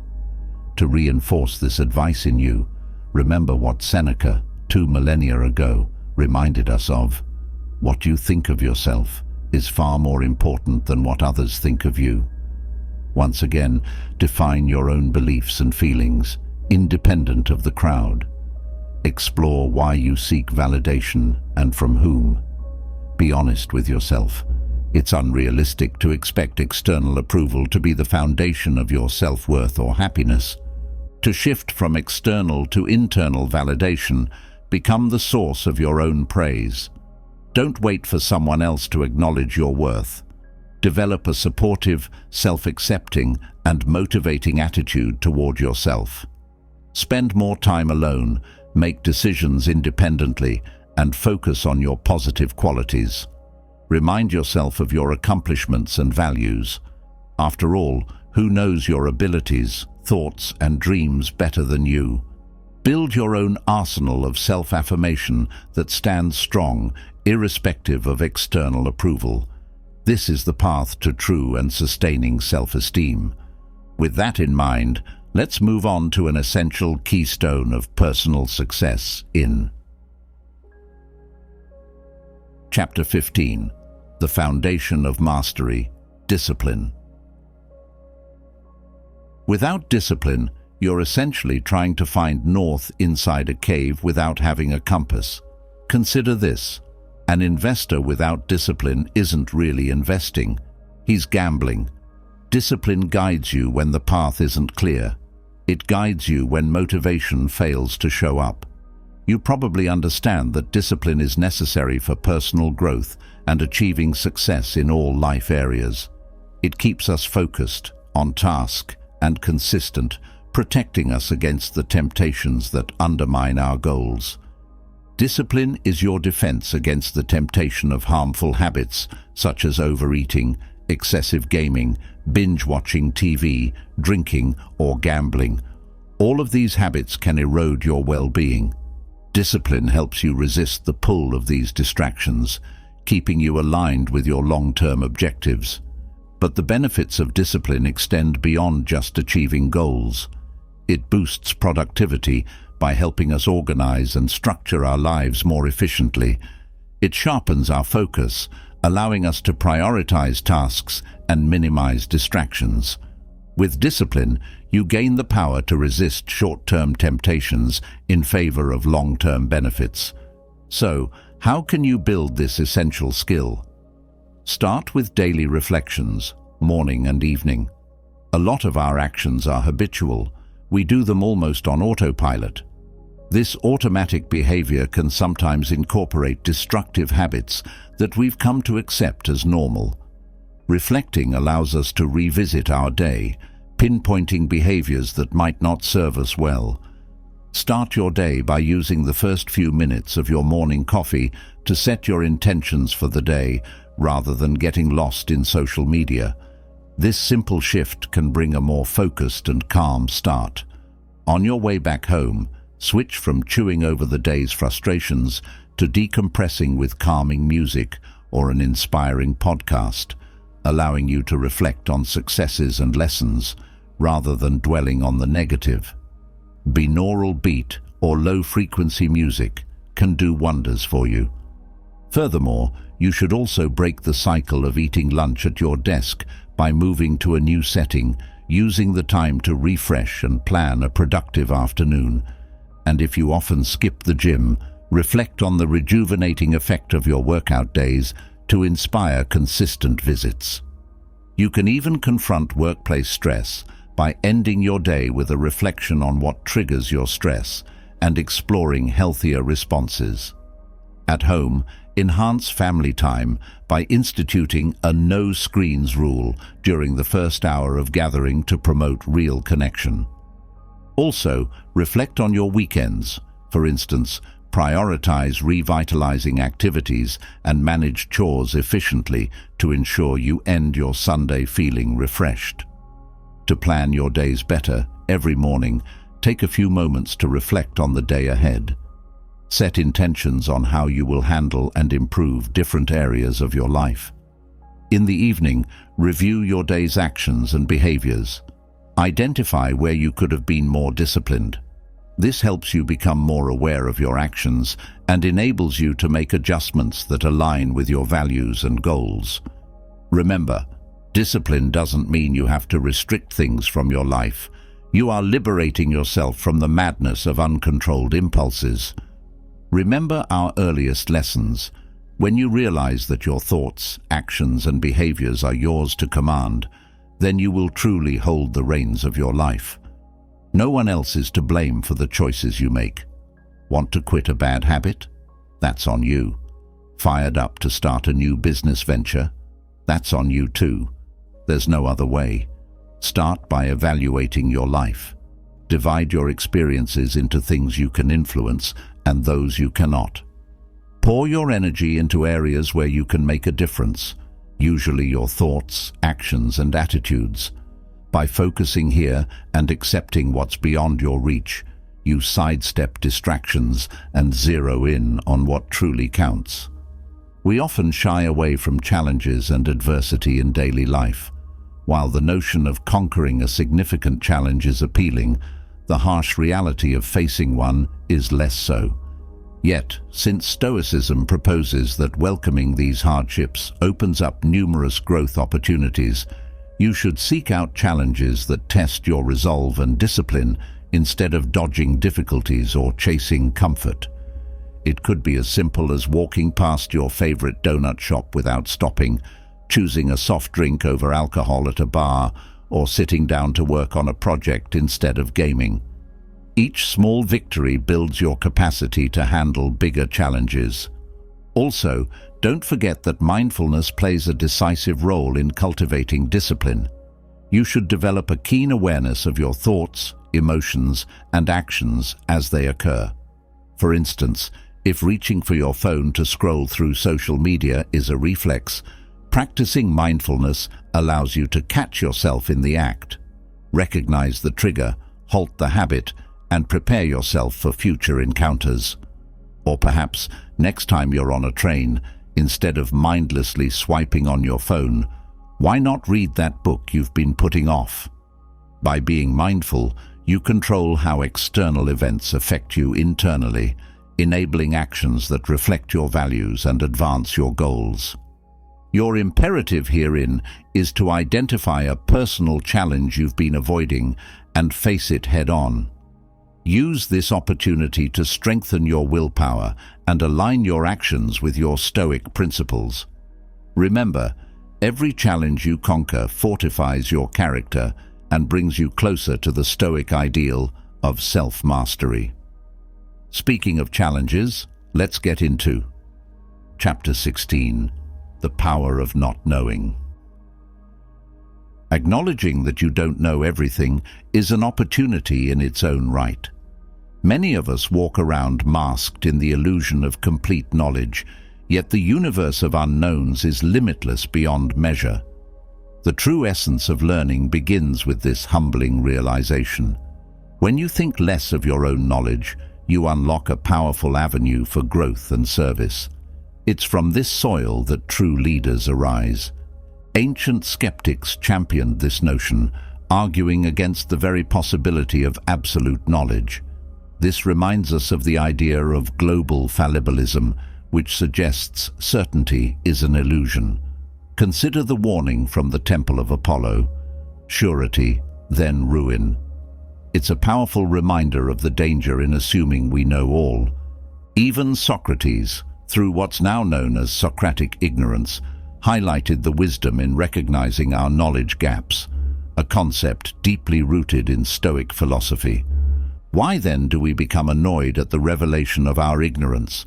The moment someone exposes what we don't know, our first reaction is often defensive. I knew that, I just forgot. But did we really know? Or is it simply an outward show we maintain to avoid appearing unlearned before others? It's human nature to want to appear knowledgeable and insightful, to crave acceptance and respect for our intellect. This phenomenon is about personal pride, and it's rooted in our societal conditioning. From childhood, we're trained to have immediate answers. In school, not knowing something on the spot often meant embarrassment. Yet, as Epictetus pointed out, we cannot learn what we assume we already know. We must always remain students in the never-ending school of life, open to discovering and understanding more. Here's a quick imperative for you to follow. Today, let yourself not know. When a topic arises that you're unfamiliar with, welcome the chance to learn rather than pretend. Remember, admitting ignorance is the first step toward acquiring true knowledge. Don't see it as a setback, but as a path to deeper understanding and connection. Always consider yourself a traveler on an endless journey of learning, and let this perspective humble and guide you. Besides, what did we discuss in earlier chapters? Who cares what other people think of you? Whether you're knowledgeable or ignorant about something, that's your business, not anyone else's. Now, Socrates, a pioneer of critical thinking, often began dialogues by challenging the assumptions of his companions. This was a crucial reminder of the dangers of presuming knowledge. This assumption almost guarantees that truth, even if accessible, remains out of reach, simultaneously masking one's own ignorance. But what was Socrates' goal? Well, He wanted to shift people from a place of false confidence to a state of conscious humility and learning. Interestingly, not all dialogues followed this norm. Take The Statesman, for instance, where Socrates took a back seat. The participants here, geometers by profession, recognized and corrected their errors without the need for reminders. Their success hinged on strict logical precision and a readiness to revise their beliefs, unlike the ambitious, overconfident youths of other dialogues, where confidence often overshadowed competence. What set these geometers apart was their foundational approach. They began with an acknowledgement of their ignorance, thus paving the way for genuine knowledge acquisition. Unlike others, they didn't claim to know. They were open to learning, illustrating their learning curve through a genuine quest for understanding. So you see, the more we know, the more we realize the enormity of our ignorance. Every piece of information leads to further questions, much like a child's incessant why. Such inquiry can only be halted by submitting to an external authority, a common resolution in theistic beliefs where faith is the ultimate judge. Yet, such certainty is often a facade, concealing ignorance beneath the mask of authority. As seekers of wisdom, we must recognize that our certainties may be upended by new information at any time. Therefore, true wisdom lies in acknowledging that our knowledge is simply a fragment of what could be known. No one has, or ever will, possess complete knowledge. Through this understanding, may you continually question, learn, and grow. Ready for the next chapter? This takes us to Chapter 17, The Endless Path of Stoic Growth. Similar to what we mentioned before, the journey of personal development in Stoicism knows no endpoint. You never truly reach mastery. Whether you're a teacher or a student, the pursuit of knowledge is eternal. Stoicism is not just a philosophy you adopt, it's a lifelong practice. Imagine trying to drink all the water in the ocean. That's like trying to master every aspect of Stoic wisdom. It's an infinite pursuit, and that's perfectly fine. Education, a foundation of Stoic philosophy, was viewed as a pathway to knowledge and as a vehicle for achieving practical wisdom and virtue. The Stoics championed education that is deeply practical, focused on real-life skills and knowledge. They placed a premium on self-improvement and the continuous quest for self-knowledge, advocating for education that extends throughout one's life. The uniqueness of Stoic education lies in its emphasis on the application of knowledge. Rather than getting lost in abstract theories, the Stoics believed in learning through real-world experiences. They argued that knowledge should be actionable and integrated into daily life. This hands-on approach is founded on the belief that true knowledge must serve a practical purpose. Even more, the Stoics viewed knowledge as a tool for understanding the natural world and living in harmony with it. They stressed the importance of understanding cause and effect, using knowledge to promote wise and virtuous living. As mentioned before, a fundamental principle of Stoic thought is the interconnectedness of all things. By recognizing these connections, we can gain a comprehensive understanding of the universe and our place within it. So, for today, you should also challenge yourself to apply a piece of knowledge in a practical way. Whether it's a simple life hack or a strong, deep, reflective philosophical insight, put it into action. See how this application affects your day-to-day decisions and interactions. Remember, you have to transform knowledge into wisdom through real-life application to succeed in this path of Stoic learning. Speaking of application, let's dive into Chapter 18, The Power of Work in Your Transformation. Have you ever noticed how often people seem to fade away shortly after retiring? It's a shocking fact, but there's a reason behind it. Now, you may think that work is all about earning a paycheck. That's not true. at least not in the Stoic sense. The Stoics see work as something that gives a person purpose. Waking up with a reason to face the day keeps your mind sharp and your spirit engaged. There's a deep satisfaction that comes from engaging in meaningful work. It's something that lounging on a beach, no matter how rich you are, just can't replace. Without it, it's easy to fall into pitfalls of selfish desires and significance seeking, leading to self-destructive thoughts. So, yes, work is essential. The Stoics didn't just advocate working hard, they believed it was part of becoming your best self. To perform your work duties the Stoic way, you must strive every single day toward personal excellence and living with purpose. Whether you procrastinate or work non-stop, Stoicism offers a perspective that might change how you view your daily grind. Ever heard the saying, "The impediment to action advances action. What stands in the way becomes the way"? Marcus Aurelius said that. It means that every obstacle is actually a stepping stone. If something blocks your path, don't let it knock you down. Use it to drive yourself forward. Physical work strengthens the body, and mental challenges fortify the mind. Are you shying away from difficulties? Then you're missing out on discovering your true potential. It's through tackling these challenges that you truly meet yourself. It's easy to feel defeated by life's barriers, but overcoming them is how you grow. Strength and growth come only through persistent effort and facing hardships head-on. To those who prefer a leisurely life, this might sound demoralizing or even frightening. However, once you start putting in the effort, there's nothing more fulfilling than the fruits of hard work. Aside from the toil, hard work will make you enjoy the lasting rewards that far outweigh temporary comforts. Remember, it's the rough roads that lead to the heights of greatness. Choosing the easy path might get you to your destination, but you'll miss out on invaluable lessons along the way. And don't think of this as though it's glorifying suffering.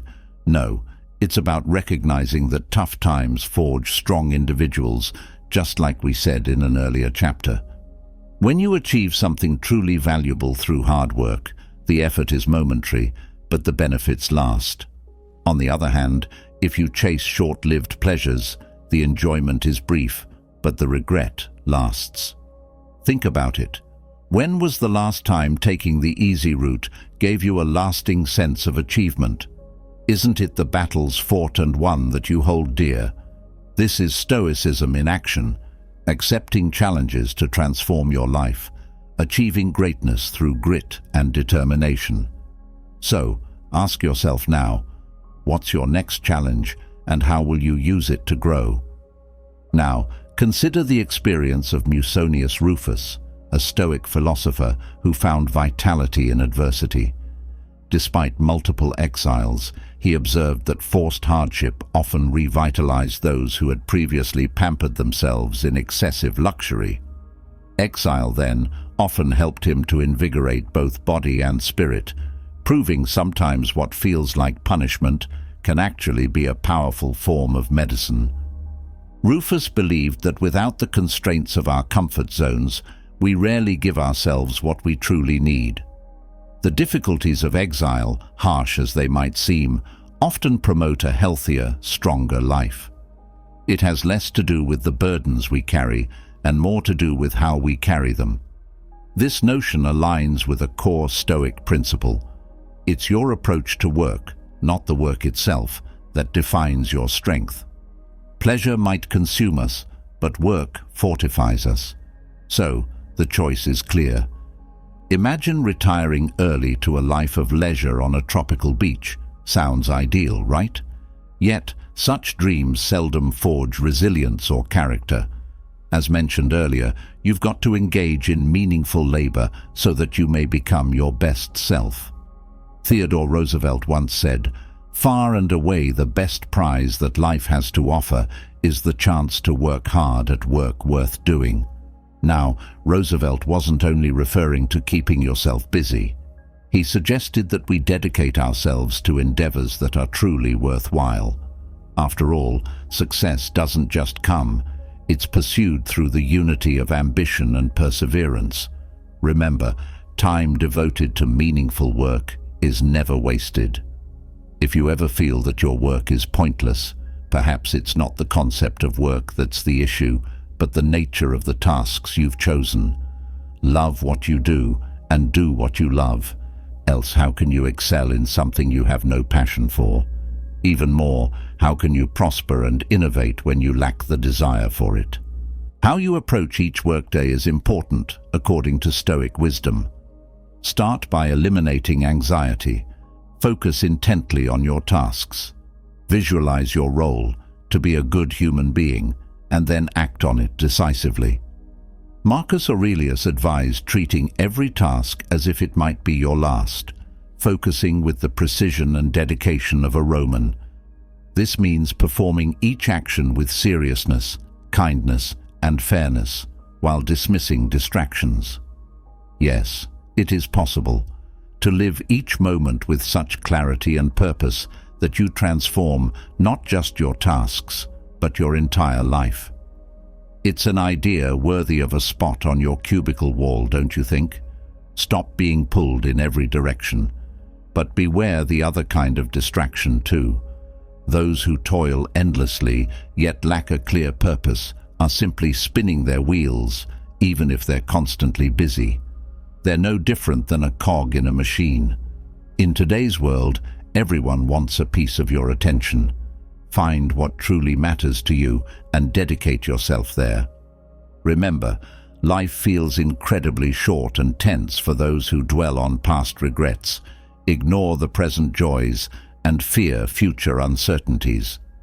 If you're struggling with a challenging task, bring yourself back to this moment. When your focus is scattered across past and future, it's impossible to control the full potential of now. The real secret to life: fully immerse yourself in what you're doing right here, right now. Instead of calling it work, think of it as play. Stay present and watch your outlook transform. The results can be nothing short of miraculous. Marcus Aurelius also urges us to be authentic, shake off laziness, stay calm, and seize the extraordinary opportunities each day presents. Delaying tasks is the greatest thief of life. It steals each day as it comes and robs us of living in the present by dangling the future before us. The largest barrier to living is waiting for tomorrow, thereby losing today. You're focusing on what's under fortune's control, ignoring what you can actually manage. Ask yourself, what are you aiming for? The future is a fog of uncertainty, so live now. And if you frequently procrastinate, consider this wisdom from Seneca as a daily reminder. When you stop delaying tasks, your life can transform dramatically. Reflect on how long you've postponed actions, how many chances you've been given, and yet you failed to act. Eventually, you must acknowledge the reality of the world you inhabit, understand the forces that govern it, and the origins from which you arose. Time is passing, and if you don't use it to liberate yourself, it will slip away and never return.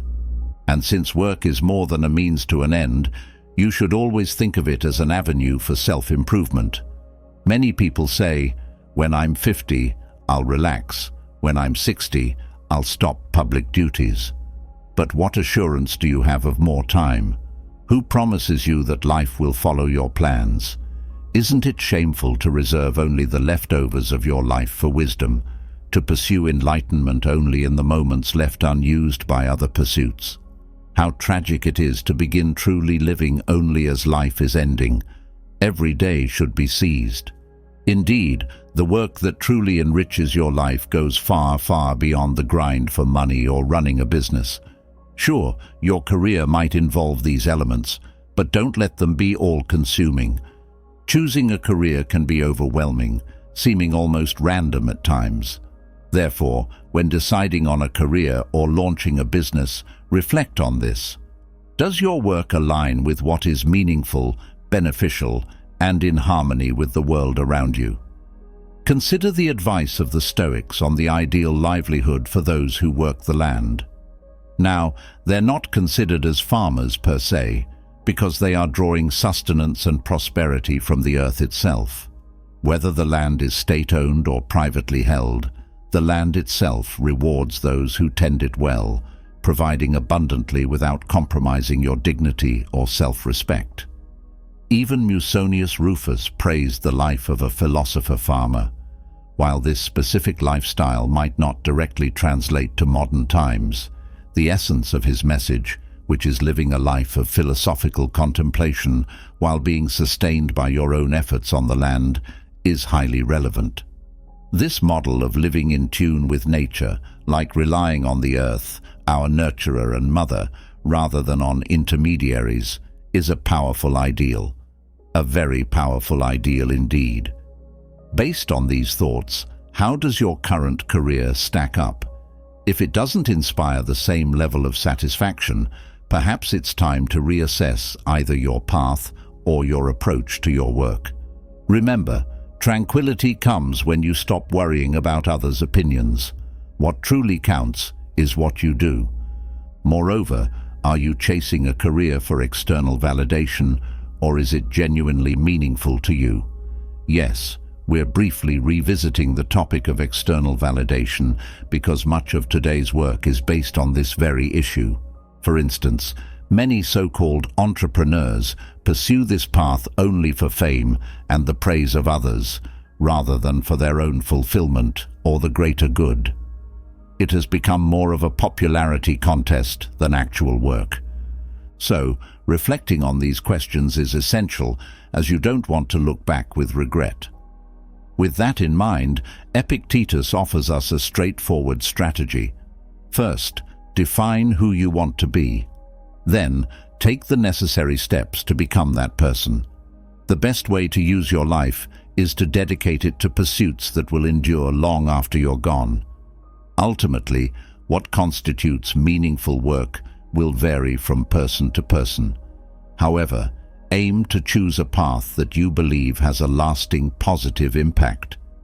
Benjamin Franklin's words ring true here. Dost thou love life? Then do not squander time, for that's the stuff life is made of. To sum it up, if you cherish life, value your time. It's the very essence of life. If not, it's time for some deep soul-searching. Speaking of making things count, let's go into Chapter 19. Step Up and Inspire. Diogenes Laertius once said that nature determines the actions that are right for us. The basic instinct for all creatures, humans included, is survival. But don't mistake this for selfishness.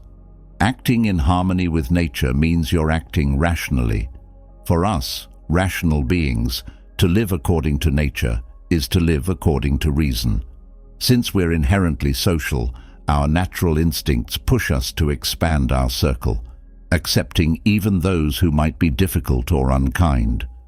We're designed to be part of a community, to interact morally with others. Acting against this social nature is not just irrational, it's inhuman.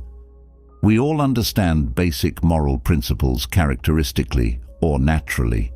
When someone acts brutally, we instinctively react by calling them animals. While this is not only an insult, it is a statement that they've strayed from what makes us human. Stoicism teaches us that our animal instincts evolve into reflective choices as we grow in reason. Therefore, what is instinct for animals becomes a choice for us, guided by reflection. To be truly calm, steady, and in control in the face of external events and in your actions means you have to respond to life's challenges with a commitment to your social duties. After all, we're not here just to exist. We're here to observe, interpret, and appreciate the universe and its workings. It's disgraceful for a human to live and die just as animals do. We start where they start, but we're meant to go beyond, to contemplate, understand, and live together in peace and harmony. We're part mortal and part divine, sharing our bodies with animals and our reason with the divine. While some may lean toward their mortal side, only a few aspire to what is divine and blessed. So, ask yourself, are you just watching life pass you by, or are you doing something truly inspiring with it? And have you ever wondered if your thoughts have the power to shape your life? It's a common question we encounter, especially with the popularity of concepts like the law of attraction, which suggests that the universe will bring you what you focus on. Marcus Aurelius and other Stoic philosophers did recognize the power of thoughts. Your soul takes on the color of your thoughts, the Stoics said. However, being Stoic doesn't mean you have to sit back and wait for the universe to deliver your desires, as modern thinkers would make you believe. The Stoic discipline of perception, which is understanding that we are defined by our thoughts, leads directly to the discipline of action. For Stoics, taking action is essential to make things happen. This greatly differs with the law of attraction's emphasis on broad mental attraction without corresponding action. Imagine if Seneca or Marcus told their followers to simply visualize success and wait. It sounds absurd, right? Instead, they preached a life built action by action. Stoicism, after all, is fundamentally a philosophy of doing, of actively engaging with the world. You've got to set yourself up through disciplined perception to take necessary actions that transform these perceptions into reality. Stoicism has nothing to do with passive manifesting. That is what you might call hopium nowadays, which is simply and daftly relying on hope rather than work to obtain what you desire. The actions and efforts of your work are what pull the things you want toward you, just like a magnet. In a world that's unpredictable and largely beyond our control, Stoics believe in thinking, acting, and then accepting, not dreaming, expecting, and waiting. They approach life with maturity, not with the entitlement of naive children. Each day, a Stoic prepares for challenges by affirming, "I shall meet with meddling, ungrateful, violent, treacherous, envious, and unsociable people." But rather than becoming embittered or defeated, Stoics see these challenges as opportunities to exercise virtue and practice patience, understanding that everyone, even those who wrong us, shares a piece of the divine, similar to us in mind, if not in body. Marcus Aurelius once contemplated that working against one another contradicts our very nature. To turn away in anger, he suggested, is to work against someone directly. This powerful idea points out the Stoic commitment to the discipline of action, setting Stoicism apart from philosophies like Epicureanism and Cynicism. At the heart of this discipline lies the Stoic inner citadel, a fortress built on the principles of assent and desire, which restrains us for action in a world packed with often irrational, selfish, and troublesome people. Unlike other philosophies, Stoicism does not advocate withdrawing from society to find peace. Instead, it equips us to engage with the world and excel despite its chaos. Think again about the traits of different people which Marcus Aurelius listed: the meddling, the ungrateful, the violent, the treacherous, the envious, the unsociable. This perfectly describes the difficult people we all encounter in our everyday lives, no? Yet, Marcus Aurelius was not only pointing fingers. He was holding up a mirror to his own behaviors, and by extension, to ours. His message was clear: we must act with virtue and justice toward everyone, even those who exhibit these negative traits. This begins the real test of the Stoic disciplines of assent and desire, which is to maintain equanimity and act virtuously during challenging human interactions. Though initially you might feel targeted by Marcus's words, you will eventually realize the deeper challenge he presented. Stoic philosophy demands that we love our fellow humans, no matter how difficult they may be. This challenges the stereotype of Stoics as indifferent. Indeed, Marcus teaches us that we are all connected. Each of us shares a part of the divine mind, linked by the universal reason, or logos. Our rational faculties, fragments of this logos, bind us as members of a single global family. It is this connection that is important for anyone to understand the Stoic approach to love and action, especially toward those who seem least deserving. So, as you see, here, the philosophy takes an uphill turn, requiring us to cross some rough terrain. To live a life of Stoic virtue within the turmoil created by others relies heavily on the discipline of action. Stoic philosophy, which covers ethics, physics, and logic, forms an integrated whole that cannot be understood separately. While we may dissect it for educational purposes, truly living it requires adopting its holistic nature. Therefore, the interdependence of its parts means that each aspect improves our understanding of the others. As we close today's journey through Stoicism and the transformative power of this phenomenal philosophy, remember this: the path to personal greatness is seldom walked by those who seek comfort. True transformation requires courage, the courage to face the external obstacles which life throws at you, as well as the internal battles that define who you truly are. This, dear ladies and gentlemen, is the essence of Stoicism. So, keep pushing, keep striving, and never settle for less than what you can become. Every step you take on this rocky path is a step toward the greatness you are capable of achieving. Let this guide be your compass, and let your actions be your milestones. If today's session has inspired you, or if you found a new perspective on tackling life's challenges, don't forget to like, subscribe, and hit the bell icon for more insights. Share this journey with others who might be seeking the same transformation, and let's grow this community of modern Stoics.